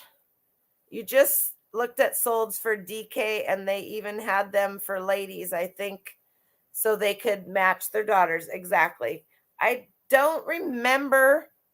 I have to ask my sister. I don't remember if she had matching dresses, but I know my nieces did. I'm monetized. Oh, I bet I don't have. Yeah, I do. As monetization, it has to be, or you guys wouldn't have been able to put super chats, I guess. I know I need to do it. I'll get there. I mean, literally, I bought a house this week, plus my son came home from LA, plus he left today. Dren took 2 days off of school because he hasn't seen his dad since the beginning of September, shortly after I came home from, and he took his dog with him, and I got to spend 5 minutes watching the two of them cry and trying not to cry when he left today. So that's what's going on. All right. I so would have been put in this outfit. I'm just telling you right now. This is so funky. The funkier, the better.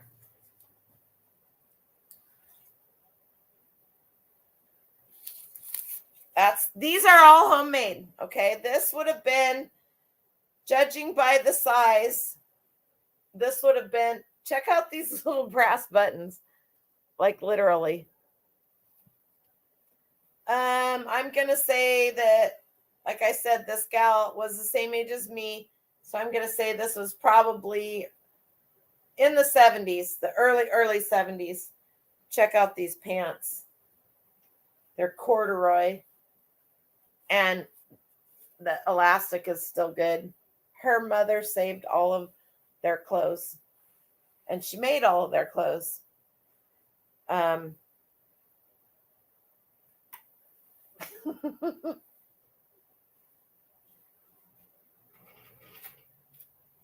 I don't know if this one, yep. Here's a little pinafore, and it's got the little ruffle butt pants. And is this made to get, nope. So this one would be late 60s. Does it have a zipper? No zipper. These are all buttons. So, yep. I actually got the Daisy King fabric that I have from this estate sale because yes, you're here. Because when I had some scratchy dresses with lots of scratchy lace slips. Yes. And somebody was saying, why did they even make slips? She threw this at my friend Renee gave me this one. Check this slip out. They made slips because people were modest back then, but mostly they made slips for the scratchy material so that it protected you from the scratchy material. Now, I will sell this slip right here for probably 40, maybe $50 because some girl out there wants to wear it for a regular skirt.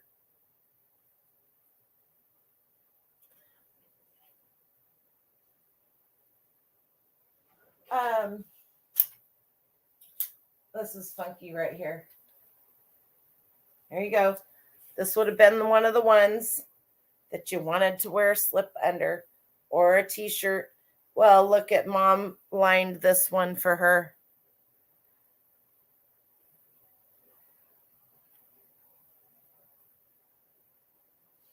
That is some awesome material. Handmade clothes sell big time, and not just in children's. Vintage, women's, and men's handmade clothing are super hot.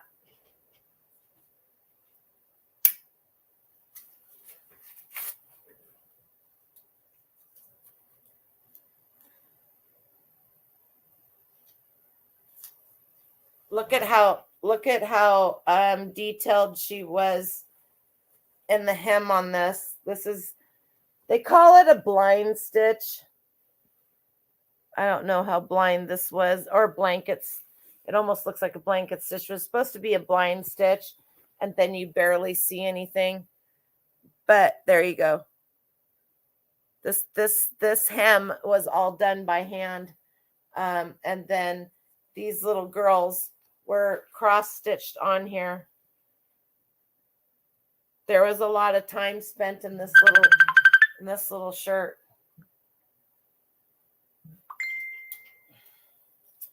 And then let me find, okay. I believe that this outfit was wool, and that somebody washed it and shrank it a little bit. It looks like it's been put through the washing machine. There was a lot of time and effort put into these because these buttons were handmade. All of this yarn right here that is on this button, these buttons were made to go with this sweater. So here's your sweater. What's up? I'm on live. Are you broke down? No, I just done good night. Okay, good night. Dren's not here. Oh, he's not there yet? No, call Amy. Okay. All right, love you. Where are you at? I am crossing into California. You're crossing into California now? That's not bad. Yeah. Okay, I'll talk to you later. All right, I love you. Love you too. Bye. Bye.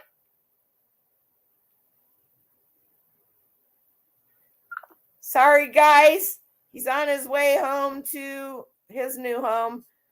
LA. Came back to get his car. Look at the little skirt. Elastic is still good.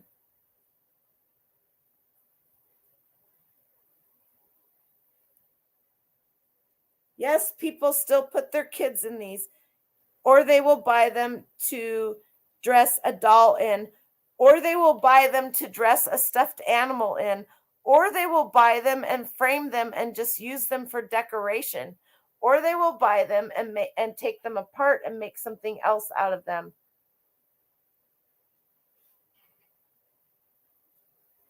Apparently this was meant to go with that sweater too, because here is they were hanging together. I don't know. But there you go. So let's look up some. It would be cute with boots, wouldn't it? And nowadays you just put a little pair of leggings on underneath them, and voila, what a cute little outfit that would be. Doing it wrong. Do what? Okay. Let's see. We are going to, I don't need that one. And I don't want to talk about that. We talked about Daisy Kingdom dresses, so I can get rid of that one. Not sharing my screen. I'm well aware of it.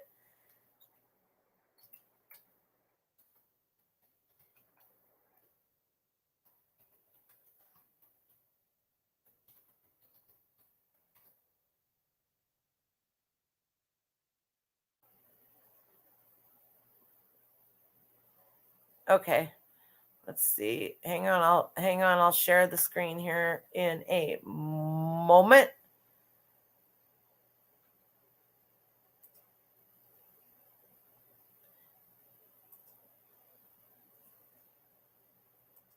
All right.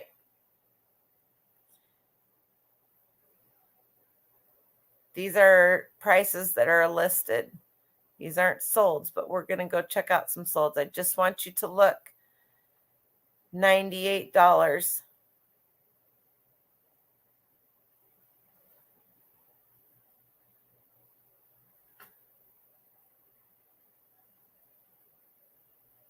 Girls handmade smock. That's AliExpress. That is not vintage. Alibaba is not vintage. 1990s. Here is one of those antique christening gowns I was telling you about. That's AliExpress. Well, here we go. Here we go. Let's go here.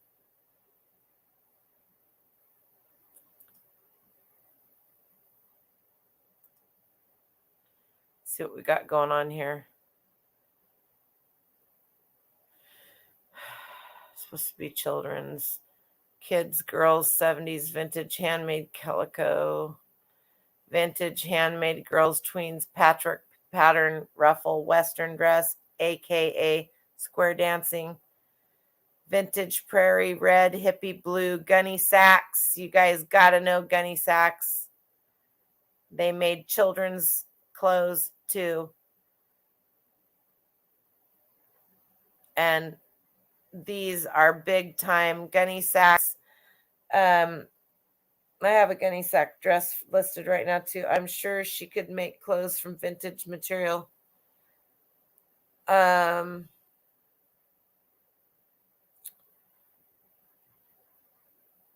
hard to find now. Doug, if made in the USA.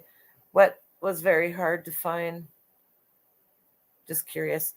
You guys continue on, and I'll continue on. This dress was probably, let's look and see. I want to think that this was a gunny sacks pattern. Jessica McClintock, isn't that right? Jessica McClintock, isn't she the gunny sack girl?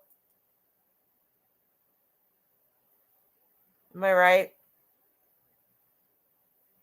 I don't know why I have this. Okay, so this one didn't have any tags. And the reason why I'm saying that I'm pretty sure that this was handmade, see the casing that the elastic is in? And I can just tell because I had mostly handmade clothes when I was a kid, and I'm not complaining about it. My mom is still a very super talented seamstress and knitter and crocheter and quilter. But so when you go to those estate sales or garage sales and they have patterns, when I look at patterns, I look at Vogue, I look at all Vogue, new and old. Vogue will sell for the most money every day. And then when you're looking at the simplicity and the Betrick and the McCalls, you want to go back to the 70s, 60s, 50s, and you're getting into some really good stuff. But people will leave the little kids' patterns. Gunny Sack has patterns. Daisy Kingdom has patterns. Almost every brand out there that had a huge following had patterns because the community that sewed was much bigger than it's come back a lot, but more people sewed back then than didn't. And I mean, it was easier. It was more exciting to have your prom dress. You and your mom made it together. These kinds of dresses, the Daisy Kingdom dresses. So for they're asking $140. I bet you they will get darn close to that. And here's more Jessica McClintock. Whoop whoop! I was right. Because I just listed one of her. It's an evening dress, so it's not one of these. But if you guys aren't familiar with Gunny Sacks, get familiar with that because let's just do this.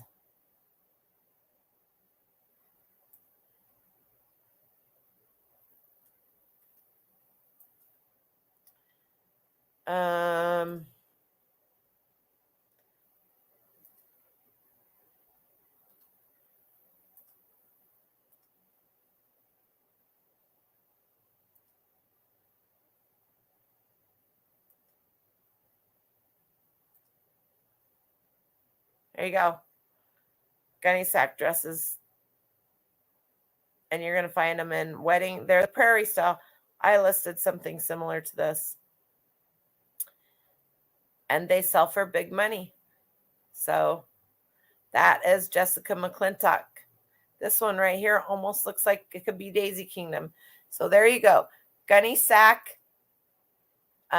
is a very, so here's a child's dress that actually has a tag.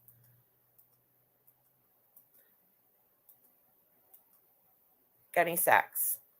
This is a girl size 12. So there you go. That's what one of the older dresses will look like. Gunny Sack is it's right up there. So depending on what you get, it can be right up there with Daisy Kingdom. Our Gunny Sack spiked in 2019. Good luck finding them. I see them. When I see them, I pick them up. All right. Let's look at, did I Handmade Hippie Village? We pulled that one up. What's this one? Pinterest. The Path Less Revealed by Etsy Kids. That's handmade with vintage embroidery. So they very well, let's pull this up. I don't like going into Pinterest. It's annoying. And they're not going to really show you anything. That's what's annoying.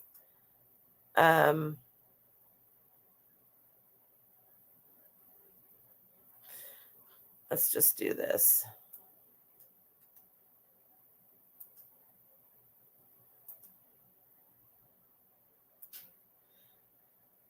I didn't prepare as much tonight as I did the last couple of weeks. Sorry, you guys.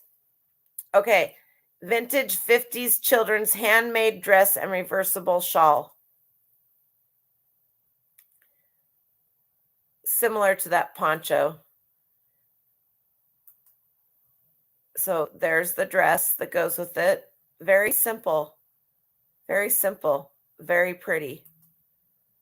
almost to the point where I would be close to calling it a shift, but it's got a little more style. It's got a little more fitting to it than what a shift would be. I wish they'd have flipped these pictures. So that is just gorgeous. I mean, I know adult women who would die to have this right here. You guys can see that all right? Okay, just making sure nobody was yelling at me. You once shipped a vintage new old stock white gunny sack dress to the United Arab. Oh, I bet. It was such a small waist. It probably was, unfortunately, Danielle. Look at you guys. Are you paying attention here? Literally, are you paying attention here? Do you see? I see I'm on a lag. I want to make sure.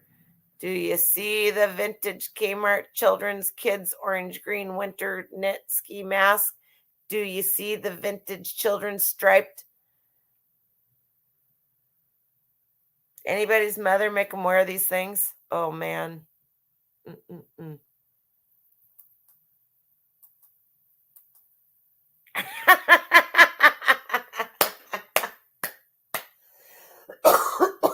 That's hilarious.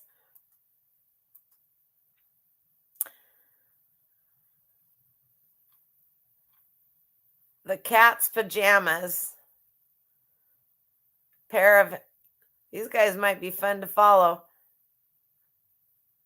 The cat's pajamas. Oh, I'm so following them. Save this site. And let's see if we do this. Let's go look at their store. And while I'm in here doing this,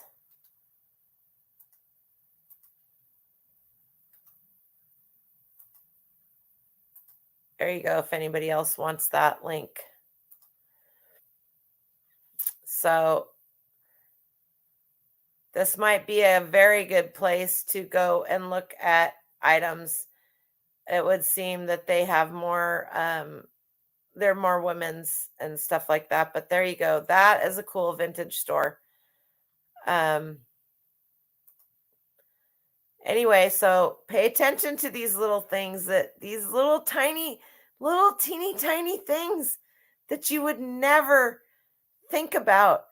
People are paying crazy money for. Look at this is just like this one right here, right?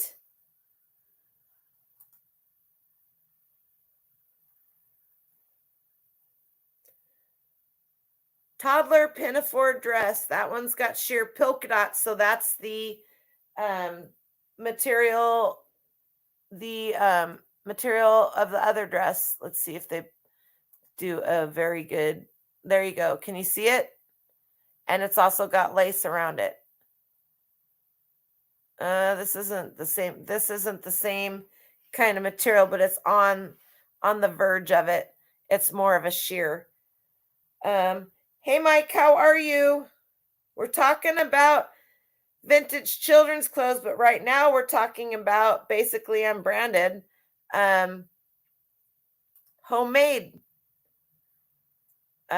stuff. So there you go. That one. This gunny sack was a store-bought one, but we looked at one that wasn't. Oh, really? Seriously? Here we go. Vintage children's 1930 handmade dress with bloomers and embroidered.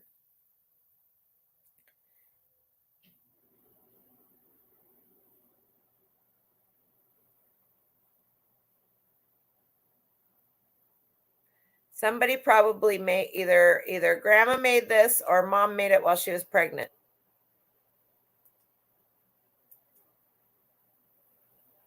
Very cute. People walk past this stuff every day. Do you know how I know that?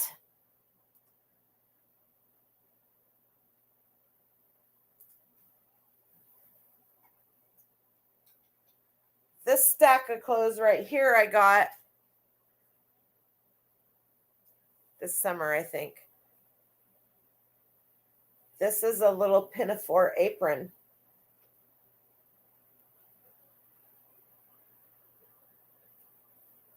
It would just go on and you would wear it in the kitchen with grandma when you were cooking, or mom.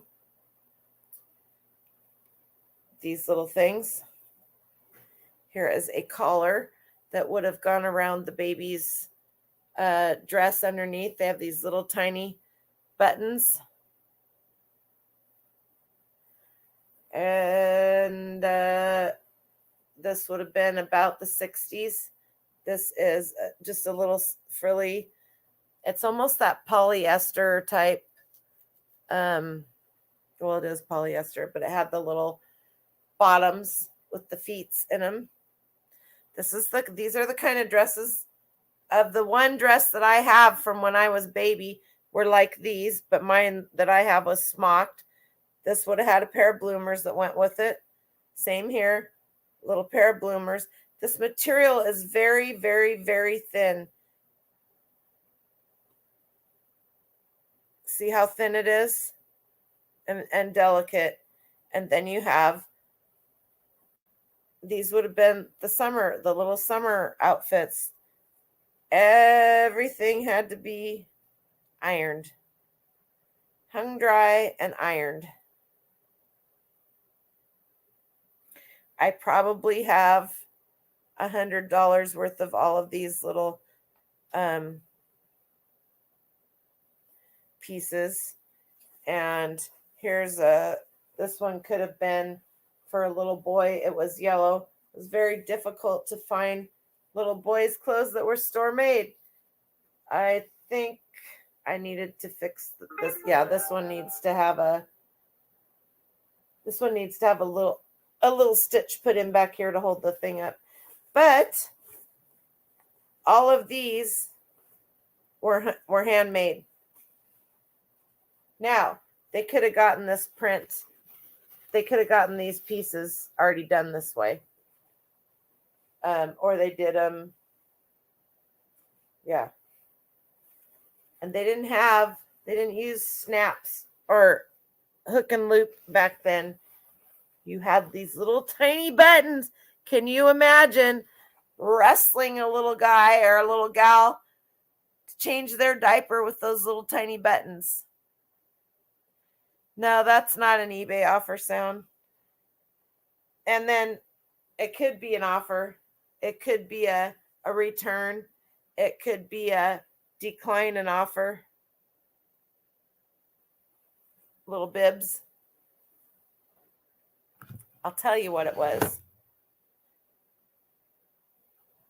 Yeah, I'm so sad you did not get those jackets.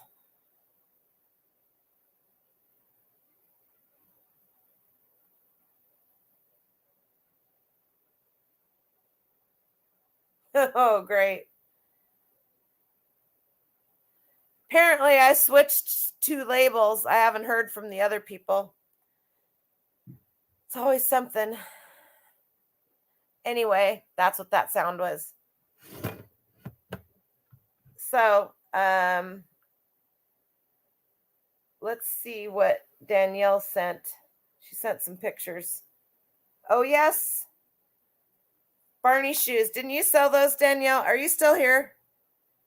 Danielle sold these shoes, I believe. I remember seeing that. And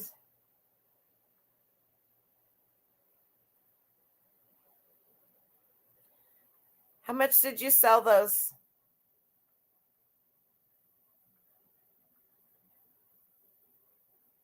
I remember seeing you talk about these.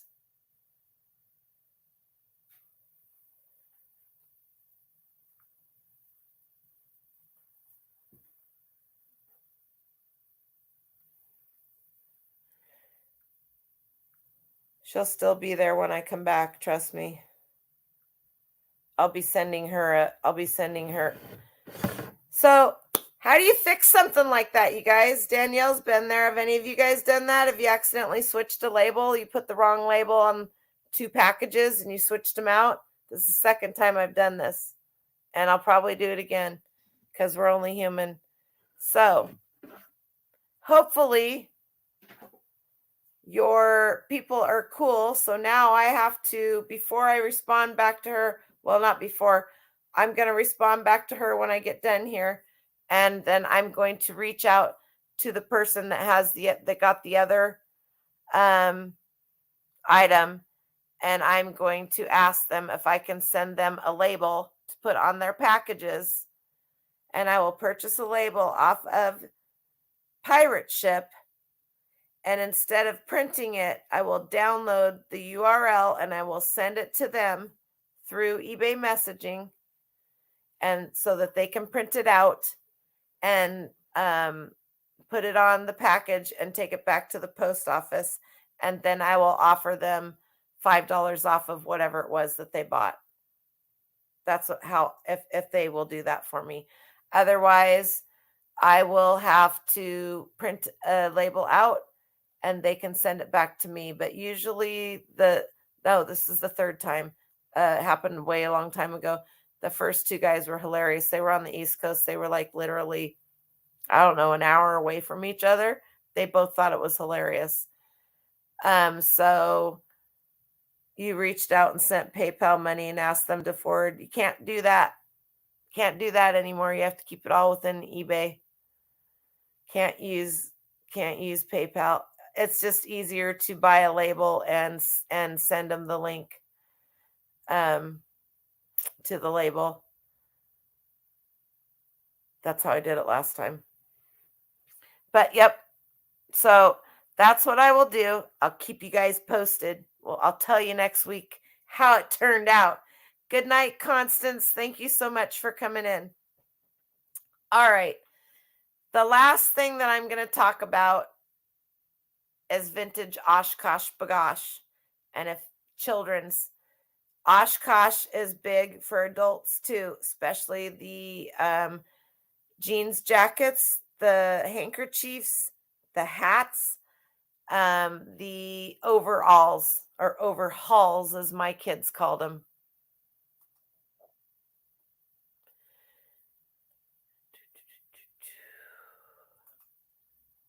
Did you see that price on that one over there? $470.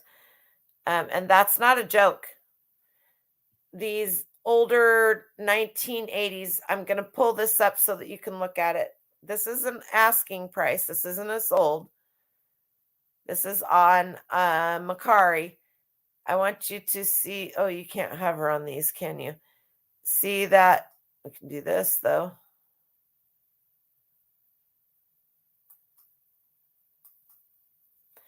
See how this tag is like this? That's indicative of an older. My youngest son, Ryan, is 30, just turned 30, and he wore almost exclusively Oshkosh, and he would have the overalls and the shirt and the jacket and the socks because I could get them on clearance for cheap. Believe it or not, I wish I still had them all. He never, I want to find, so I love that material, their background display. I lost myself. Hold on, you guys. I'll be back in a minute. I'm looking for, well, let's just do this because it's not, did I already, oh, I already did. Never mind. Here we go. Vintage Oshkosh on, we're going to do buy it now. And we are going to do priced highest first. Here you go. Oh, that's Levi's hippie corduroy babies. That has nothing to do with Oshkosh. There you go. Vintage Oshkosh kids 1970s dead stock overalls. These sold for $160. I don't know why they did that.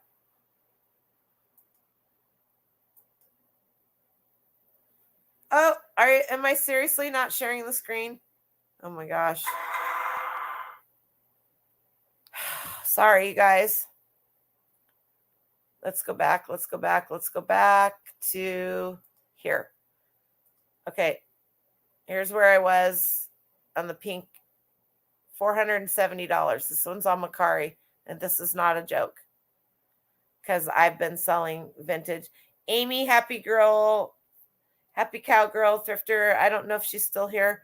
She teaches, she sells a lot of Oshkosh.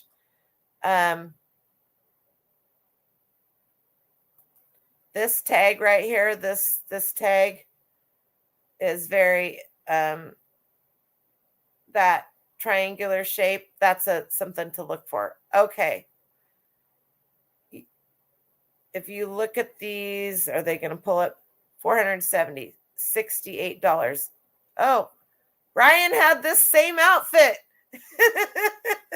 That's hilarious. Here we go, you guys. I'm reliving my kids' babyhood right here. Oh wow, just makes me want to snuggle him, and he's taller than me now. Well, that's not hard to get. There would have been matching socks that went with this, and there would have been a matching jacket that went with this.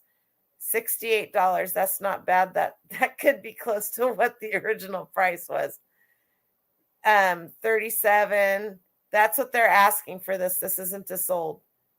So let's go back here. Okay.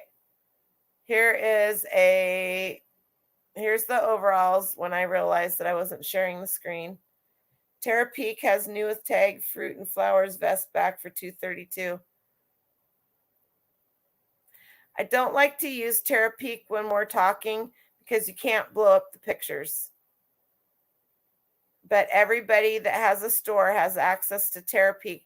Just keep in mind, every time you go into Terra Peak, you only get 200. Is it a Dom? Are you still here? Or are you gone?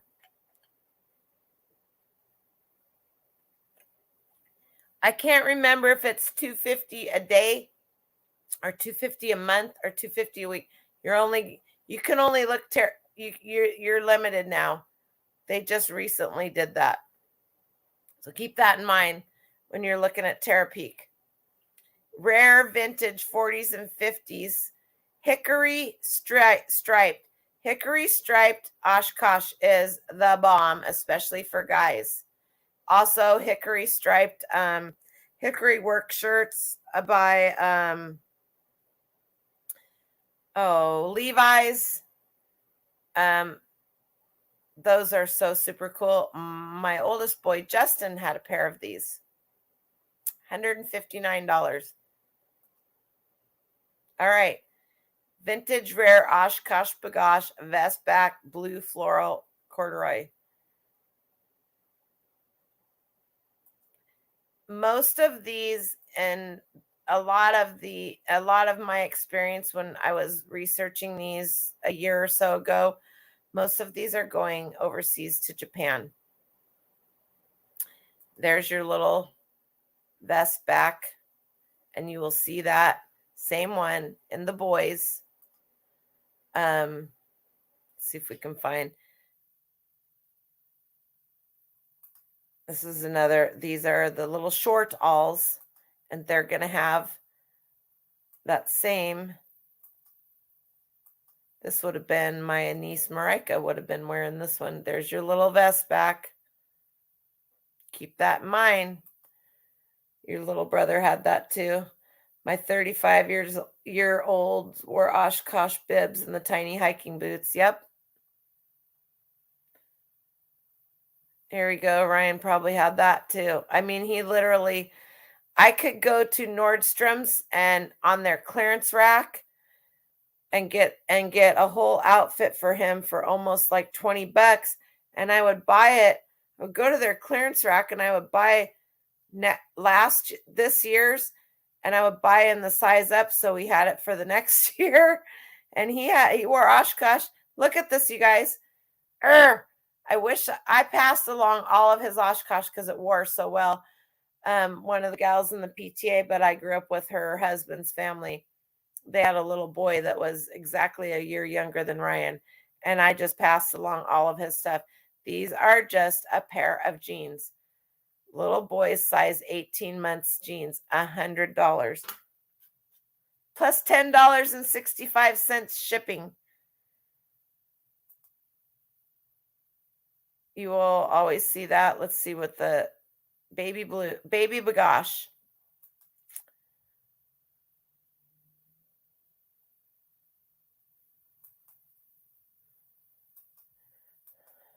Okay. Good night, Barb. Thanks for coming. I don't know when, but one of these days I will have a show that I don't forget to share it. Oh, this is cool. Doug, cover your eyes. It's not a clown, but it's kind of creepy. It's just made to look like a little boy. That's pretty. And they got Nikes on him. It's a whole doll. Look at poor little kid's losing his shoe. What's this say here? Time out doll. Kids in a corner. Hide and seek. Toddler. Oshkosh jeans. $32. They paid the $104 for the Oshkosh jeans. And man, they made. I wonder if the shirt's Oshkosh too. Yep, it is. See the pocket? How the pocket matches the shirt. So that's a set. And then they got these vintage Nikes too. That's a deal. $104. I'm sorry. That was a deal. Okay, I'm not going to show the head again. We're going out of there. Oh, sounds like Dren's home. Baron's not here anymore to alert me. Here is. Thank you, Amy. Girls Vintage Oshkosh B'gosh Bubble Fish. Best back. Hey, buddy. Hi, Nanny. Hi, buddy. How was it? Good. Did you have a good time? Yep. Then tell everybody hi. Hi. That's it. That's all you got in you. Love you. Thanks for the hug. I gotta put my Switch in its charger. That's probably a good idea. You played it most of the day today. Yeah, So here we go, you guys. Best It died. got that imprinted in your head. That one right there. You're gonna see a lot of Oshkosh. There's the little dresses, all of that stuff. You're gonna see a lot of the Oshkosh shortalls, a lot of that kind of stuff that are newer. It's the older stuff. And they're very particular about it if you want to get the really good money. Baby B'gosh. Oshkosh B'gosh.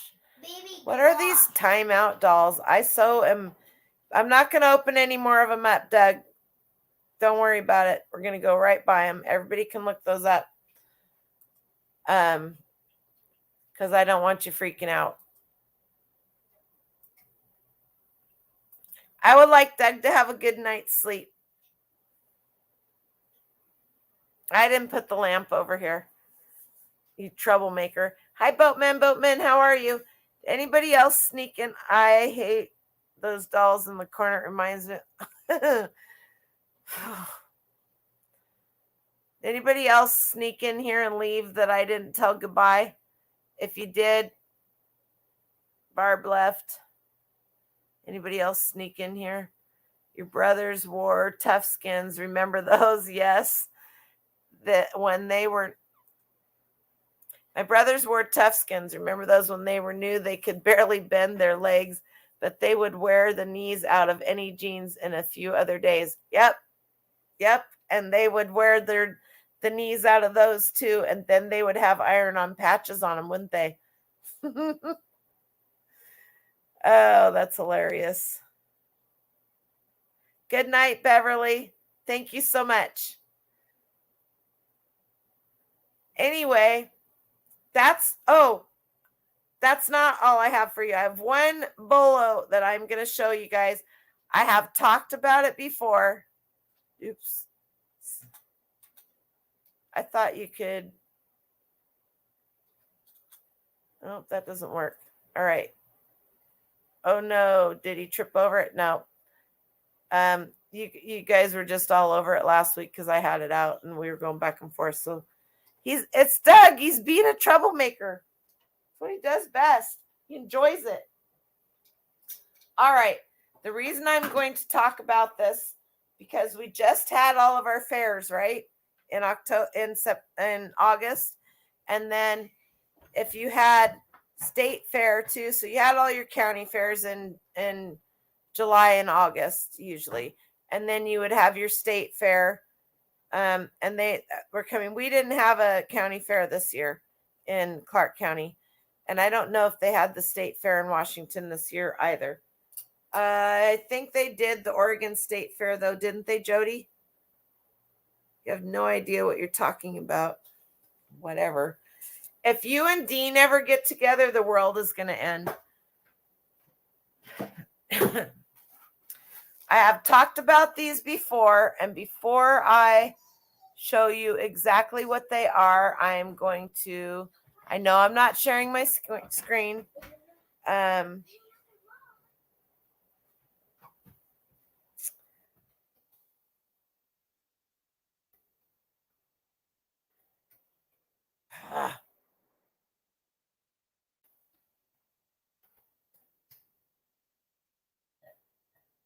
Really? I had 2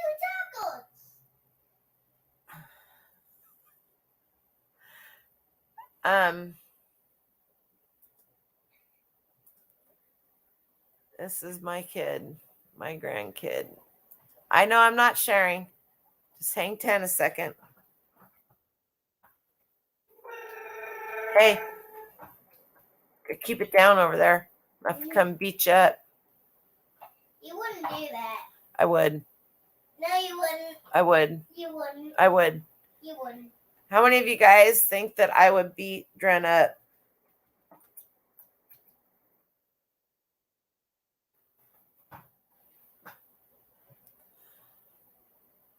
Okay.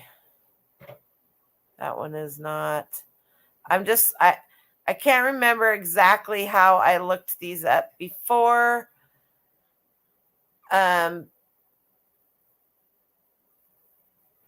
Good night, Danielle. Come back and watch the last 20 minutes so that you can catch this. Thanks for stopping in and sending those pictures. Let's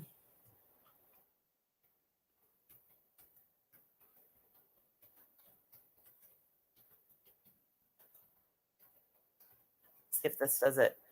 Just a second, and I'll pull it up and show you guys. No.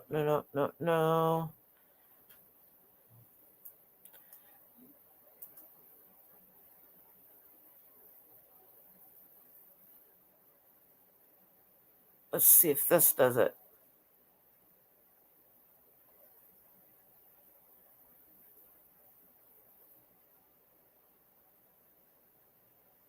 This gives me what? Okay.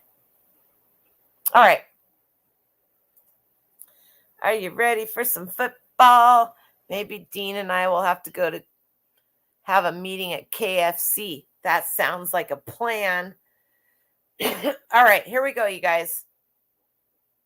I have talked about this stuff before, and I picked some more of these up the other day because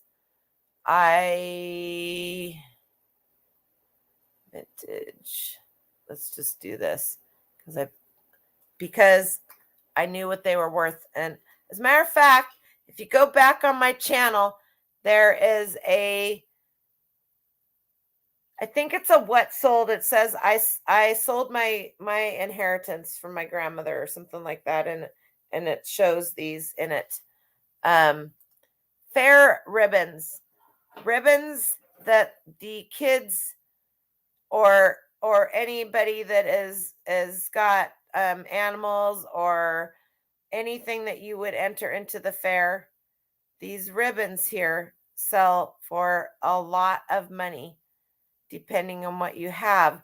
Now you see people selling all of this. They don't want the frame. They don't want the glass. They don't want any of that stuff. They want the ribbons because they're going to make something out of them. Lissa and I talked about this when we, in one of the first Let's Talk About It that we had. If you go back to the very beginning of the playlist and watch, it's whichever one was on blankets and quilts, I think it is. Do you remember, Lissa?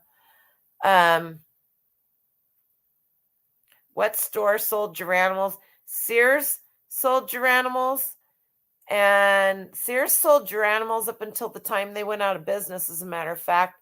I also believe that Montgomery Ward sold Geranimals, and Kmart did too, I think. So I had 3 huge lots of these like this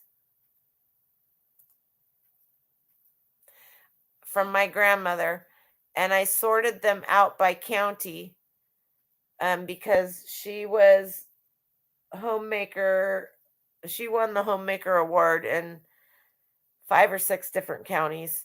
And anyway, I took all of her ribbons and I sorted them out by a county fair so that they all had the same name on them. And I think I had 3 lots of them, and I sold them for each lot for about that much money. So when you see them you're going to see them like this. And some people were nice. Oh, that wasn't the main picture. And some people are nice and they take really good care of them. But don't worry. Don't worry. Don't worry about it. Because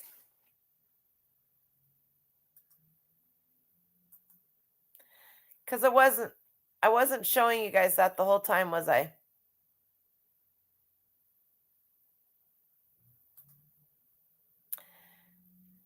Can you see this now? Vintage fair ribbons. All right. See these ribbons here for $199.99? That's no joke. Now, that is not a sold. That is what they're asking for it. And the prices are all over the, let's do this, buy it now. I don't ever look at auctions. Free shipping. No. You can look for free shipping. I never look them up that way. I don't have a problem paying shipping. These guys actually sold. I'm not doing sold. That's the problem. Oh gosh, Doug, I'm sorry. That little guy's now in my search history. $40, but they sold them with the trophies. These 1, 2, 3, 4 sold for $45. These 30 sold for $22.95. Do you guys know what they use these for?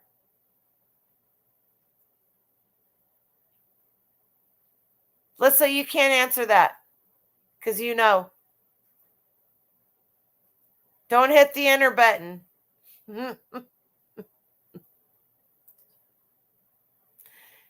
See these quilts? All made out of ribbons.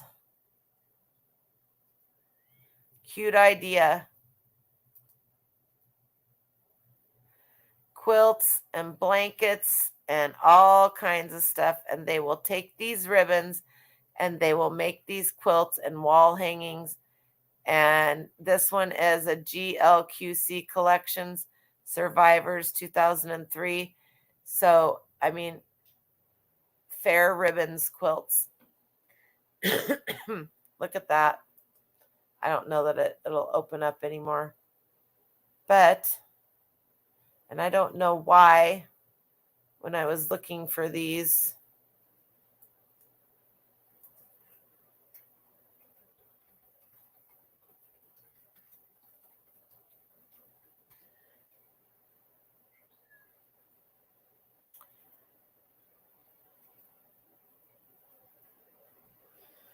why it doesn't just pull up the quilts. You see, it's just doing this, and that's what I was having troubles with. A neat new kind of quilt to look for as well. 100%. I personally have not found any quilts, but I find the ribbons, and I have this bag, and I have this bag.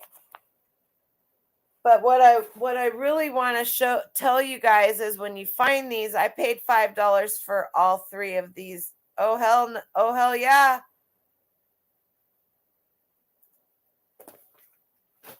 Gonna teach you something that you may not know. Find yourselves one of these. I don't care if you use it on your hair, your beard, your underarms, whatever. This is the best iron ever. Got a little spot on a hem you need to iron real quick. All right. These little things right here will sell for a lot more money if you lay them out, if you iron them and they look pretty, because that does not make a good picture. If you take this and you heat it up and you just run it down, this is not hot, and you just run it down here like this, just like that, you will have a nice straight ribbon for a beautiful picture, and you will get more money. You're welcome. That's your extra little bolo for tonight. So for your homework, you guys can go look up ribbon, vintage fair ribbon quilts. They don't just make quilts, they make pillows, they make wall hangings, they make purses, they make backpacks. If you go to an estate sale that has a barn because they had a farm, look for the ribbons. Most of the time, it does not damage the print. I wouldn't steer you wrong. Men's silk ties make the prettiest. Yep. I pick up ties all over the place, and a lot of people won't deal with ties, but if they're not worth it to sell on their own, you sell those in a crafter's lot. Especially, I haven't had any problems with any ribbons, and you can put that on low, or you can just use a regular iron. But you know, it's not on there long enough to do anything. You will see, let me see if you will see people do, I know I'm not sharing. Let's see if I can pull it up.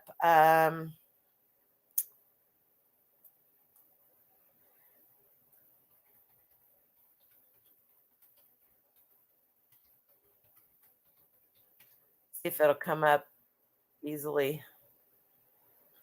It never does. Well, what I will show you is this, and then we'll go a little further. Here's crafters lots of ties. Here's a vintage lot. This one isn't a crafter's lot. Somebody bought this one as a crafter's lot. I can almost guarantee it. These are Fendi, Valentino, Gucci. Those aren't, somebody's going to wear those. These ones right here. But they will take ties. They will make skirts. They will make quilts. They will make bags. They will make backpacks. They will, you name it. Here's a vintage lot of 34 random men's designer neckties. The production companies will come in and buy these and have them in their warehouse for, I don't know, that 70s show, whatever. You melted one. Uh-oh. I like the super vintage ones. You have the ones from the 90s that are just straight and they almost look crocheted.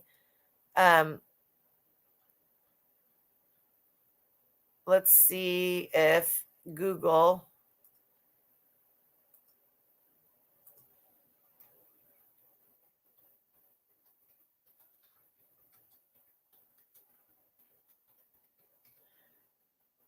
There you go. Close your eyes, Jan. Quilts made from neckties. There you go. $100. That's a lot of work for $100. But there you have it. All of these ties, all of the this one. Here's one. Look at that. That's gorgeous. Memory quilt from ties. Very, very well. These could have been all of Dad's or Grandpa's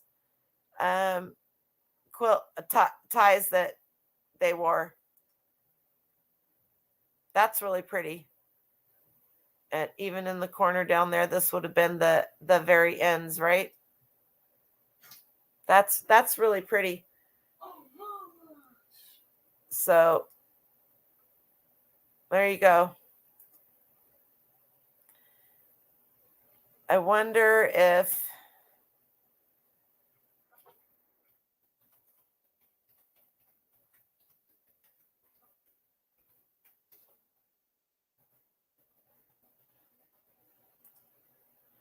making sure I'm sharing here before I get yelled at.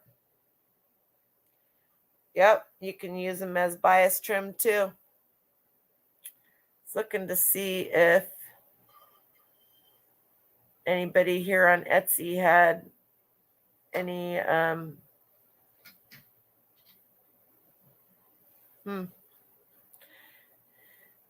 I know that when Lissa and I did this, I pulled a bunch of these quilts up made out of the fair ribbons, and they weren't just on, here's even books on it. There's books on everything. Company C vintage quilt, multi 3-foot. I don't know. Anyway, there you go, guys. There's 2 other bolos, but those fair ribbons and neckties, vintage neckties or whatever neckties, silk. If you have the opportunity to get a bunch, look at right here, string blocks. You can learn how to make anything on YouTube University, right? If there's something, this one's gorgeous. Look at the quilting on it, Jan.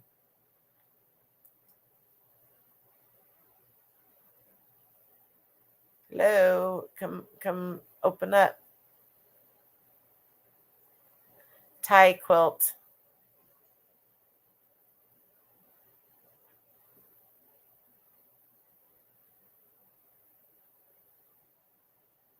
There you go. So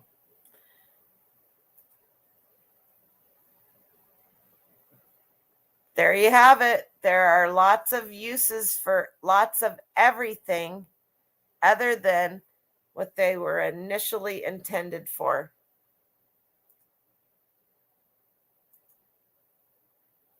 So don't walk past the children's clothes, the vintage children's clothes, even the newer children's shoes.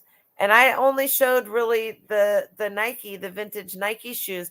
Pull up Buster Brown. You know what? Let's just do that. Let's end it with those. Let's look at some more.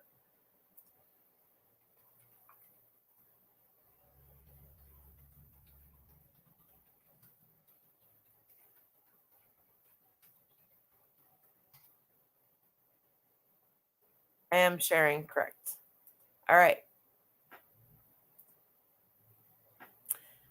These Buster Brown shoes, but I never had I never was lucky enough to have a pair of those. A pair of original Buster Brown shoes. You guys will see these, and most of everybody, I've done it myself, will just turn their nose at them. They're out there. Look at these ones. Adorable, and they are. These are actually adorable. Vintage 1960s brown blue suede baby shoes. $29.99 is what they're asking for them on Etsy. So you guys can see these. And then they had the little Buster Brown shoes. And then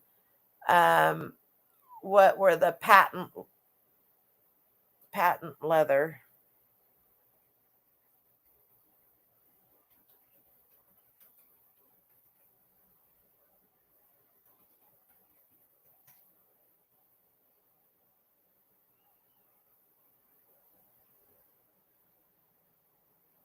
Try to give you guys some ideas. It's not just vintage baby clothes, antique children's shoes, early 1900s alpine boots.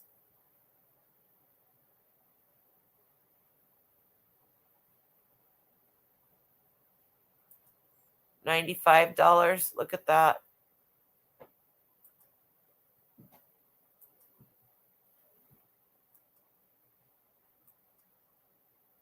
Wooden soles. So, and then you can get into the here you have little boys. These are women's. You can get into the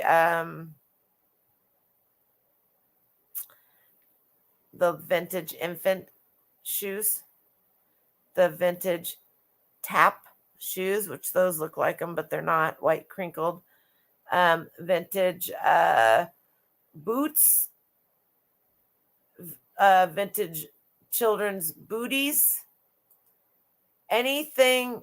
Look at the advertisements here. It's not just the clothes fit in right with back to school shoes. Ephemera.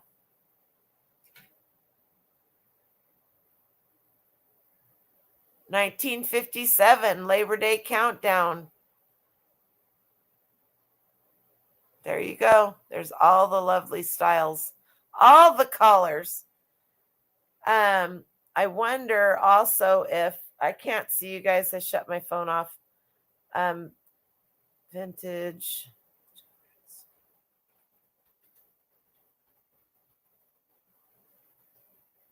Oops.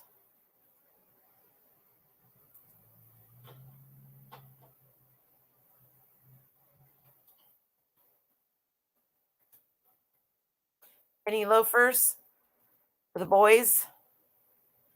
Janie and Jack. Huh? Shoe Story penny loafers. Stop. It's kind of rude. Okay? Thank you. So, anything that you wore as a kid, vintage Converse, vintage Nike, the original Nike with the white, and then it would have the red and the blue and the white. That's what we wore in high school in the 80s. The vintage hankies are always in demand with crafters, 100%. So don't pass by the vintage children's clothes without looking at them, and don't turn down vintage children's clothes or vintage adult clothing just because it's homemade. And did I show? I don't know if any of these, that doesn't, I don't know if any of these are going to have a metal zipper because I think they're just a little bit too new.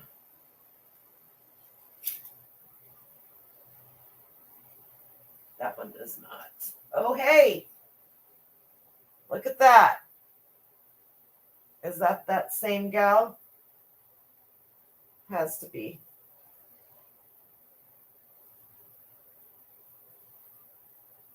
Has to be.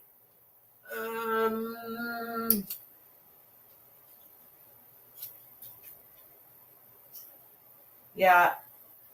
Okay, here we go.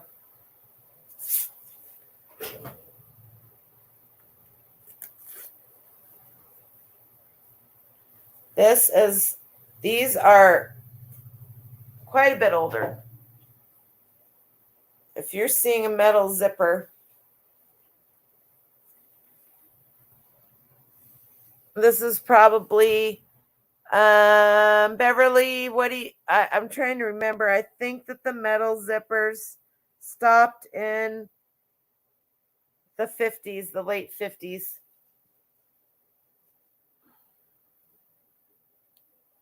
This one actually has a name on it. Let's see.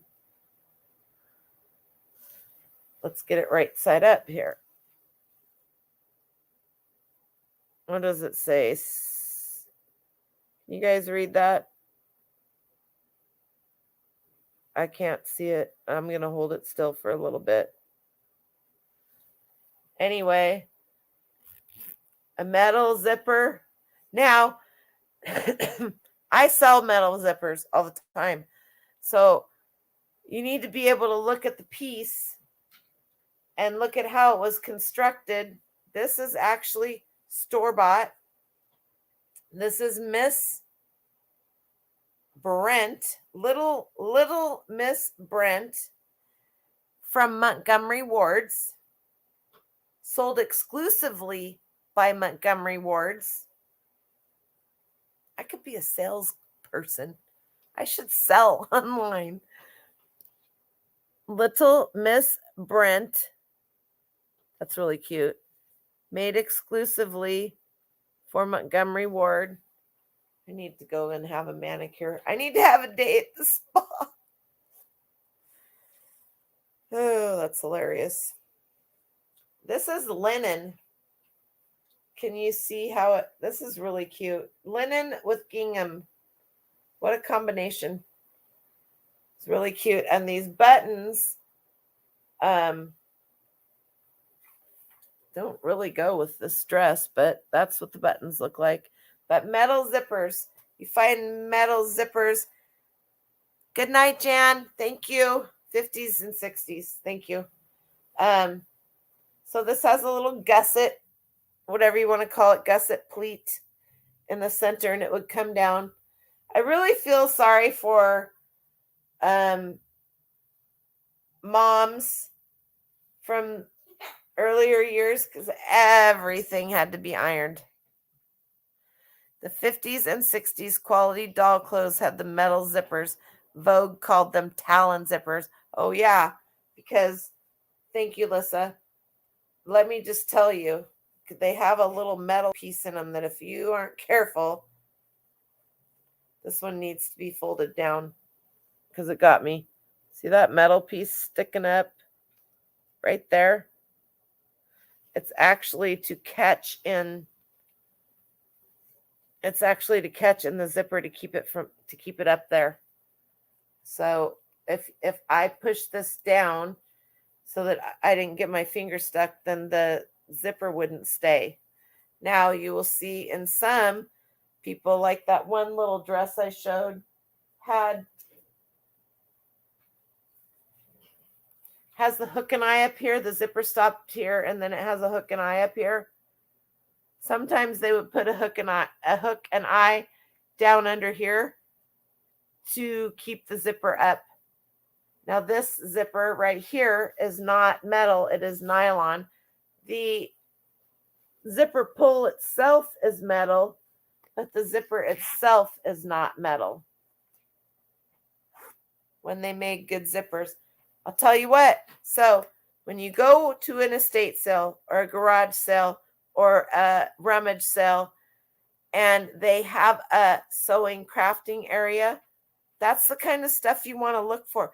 You will find brand new old stock zippers, metal ones, in the package because people that sewed would just they're like resellers. They would buy the patterns, they'd buy the material, the thread, the ribbons, the buttons, the zippers, and then they'd do it again and again. And maybe only 4 out of the 10 projects ever got made, but they had all this stuff and they kept accumulating it. They sell, those metal zippers sell very well. Stock up when things went on sale, you know it. And they went to garage sales, they went to estate sales, they knew where to get the good stuff. So a lot of stuff people making time period clothes or repairing vintage pieces, 100%. So there's so many little things. This is why I do these areas. So because there are little things, when I say I go to an estate sale and I can spend a whole day at one estate sale, do you guys understand why now? Because I don't just go and look for Oshkosh, or I don't just go and look for stainless steel pans or this or that. I literally look at everything because so many things have so much worth to different people for the things that they are doing. It's an entire house. Fabric quarters. My mom is. She's a quilter. She doesn't just hoard fabric. She also does socks on vintage sock machines, circular sock machines. She also does beading, and she has a loom in her garage. Crazy as a loon. So, and people that do that kind of stuff, they have thousands of dollars into their fabric and their thread and their patterns and all of the little sundry things that you need to have to sew. You refuse to buy store sewing thread. Cost is stupid. Quality is shit. Get tons at estate sales for the price. Yeah, but some of the older stuff at estate sales gets rotten and it doesn't work. So you just have to, you just gotta, I feel like I did good in an estate sale unless I take out eight to 10 full bags. Right? Right, Jody? I mean, really? When was it Dom's chat the other night? I said, I just make a car-sized pile. They were talking about John and Cincinnati Picker were talking about Dom is like paranoid somebody's going to steal stuff out of his box, and he doesn't trust, and I'm not, I am too, I'm going to pick on him. Are you still here, Dom? Because it's really no fun if you're not here. He doesn't trust the estate sale people to guard his things that he's picked in their almost all estate sale have a hold area, right? Nobody's holding Dom's stuff but Dom. It cracks me up. It just literally cracks me up. And I don't think that John's real keen on it either. Oh my God. If I had to carry everything around, I mean, there'd be problems. They usually have a spot that they fix just for me behind them. And what are you going to do?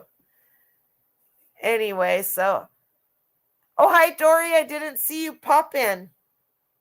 Thank you so much. So, vintage children's clothes and shoes, handmade or tagged. Oh, we never did look at the circular dresses, did we? Oh, well, we kind of sort of did. Anybody want to look at them? I will look at them. I have a few more minutes. I'm not going anywhere. Who am I kidding?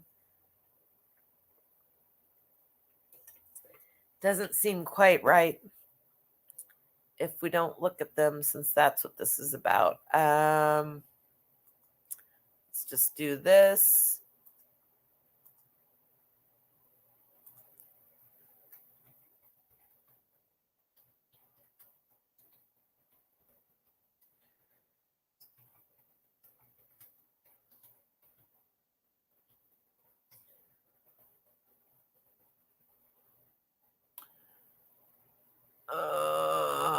I'm trying to think of the actual name of the. I can't see you guys. Let me pull it back up here so that I can.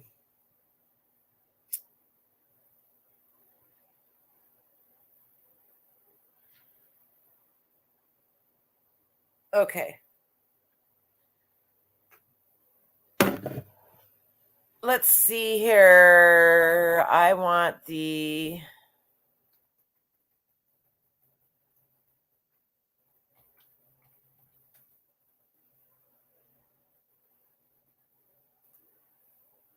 Here we go.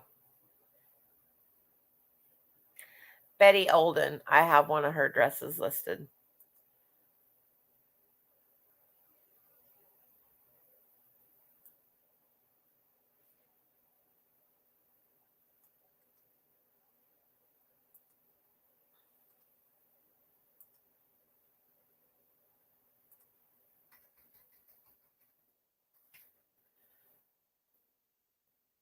Here we go. These are just listed. I have one almost exactly like this listed. I wonder if mine will show up. There it is, right there. Better Made, Betty Odin, vintage size 8.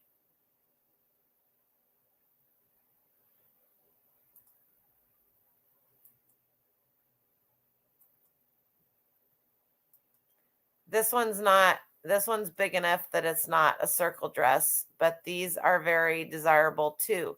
It's Betty Olden. So these ones are the ones where you're really going to get the money. Let's go down these ones like this. Let's go down here to solds. Buy it now.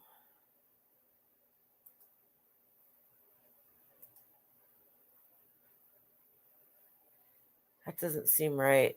Buy it now. Price plus shipping is highest. Here you go. 159.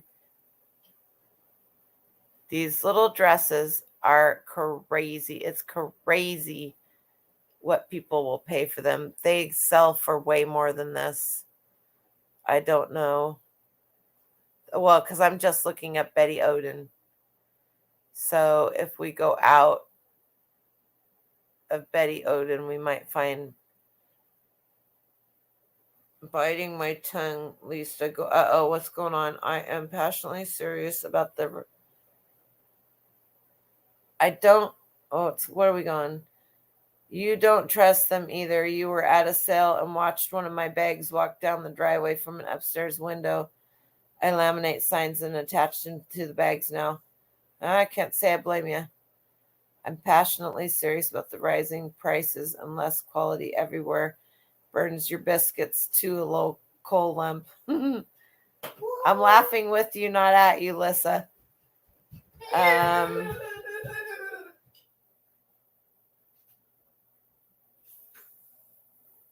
What did I miss? I missed something. That looks like a strawberry shortcake dress. I saw a couple of those. This one right here just looks like a hot mess. Anyway, let's go back up here because let's take Betty Odin out of the picture.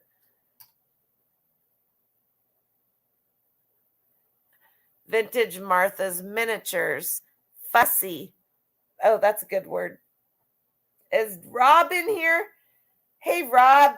Congratulations on 1,000. Rob hit 1,000 last week, this week. Can't remember. It was just recently. I'm so happy for you. You guys, these people buy these dresses, and these little girls are in these beauty pageants like Jean Rene Bonnet, whatever. Oh, why can't I think of her name? You guys know I'm talking about, the little girl. Vintage Martha's Miniatures lace pageant pink party dress, full circle for toddler. Oh, Nanny? Crazy prices. Yes, sir. If you're expecting a call from Daddy to tell me goodnight, you don't have to. He called me first, and I sent him to Amy. Oh, Oh, you're welcome. thank you. So there you go. There's your pageant dresses. And some of them it's the name, some of them it's the dress, some of them it's both the name and the dress, some of them it's this SEMA. It's... You should not stop getting the bottled one and get the fountain one. How about we just not Soda. get any of it? No, but if you get soda, you should get the fountain one because it's cheaper. Because it's so good for you. All right, you guys? It's cheaper. You will find these. You will actually find these everywhere. but you won't find them if you're not looking at children's clothing. John Benet Ramsey, thank you. So it's time for you to get to bed. Good night, Doug. Thank you so much. Hope I didn't give you nightmares from those stupid timeout dolls. You're not going to find the money if you're not looking at the children's stuff. 50 cents. No. 50 cents for a hug. 50 cents. Hugs are free. Hugs are free. I love you, buddy. So that's all I got to say. And now, those of you who didn't ever really look at them and had no real idea, you got another little place to look. Can you wait, please? I'm almost done. Yes. And then we'll chit chat. So that's how, hugs are free.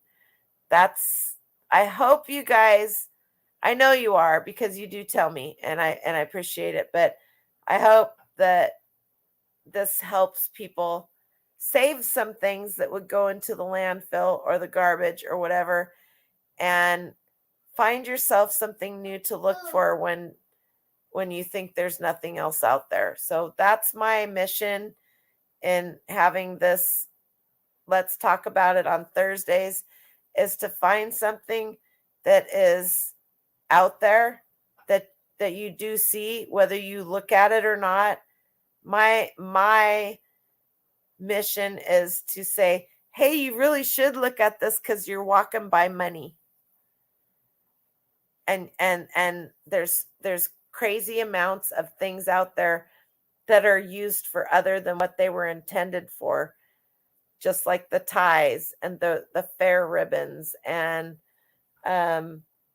pretty much anything that you can think of that people use to craft with.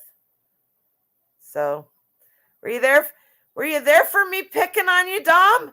Because you didn't stand up for yourself. Jody kind of did, though.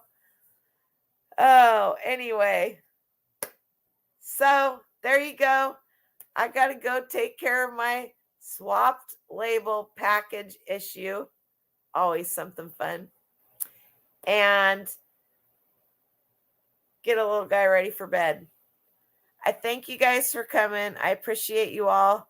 Have a great rest of your night.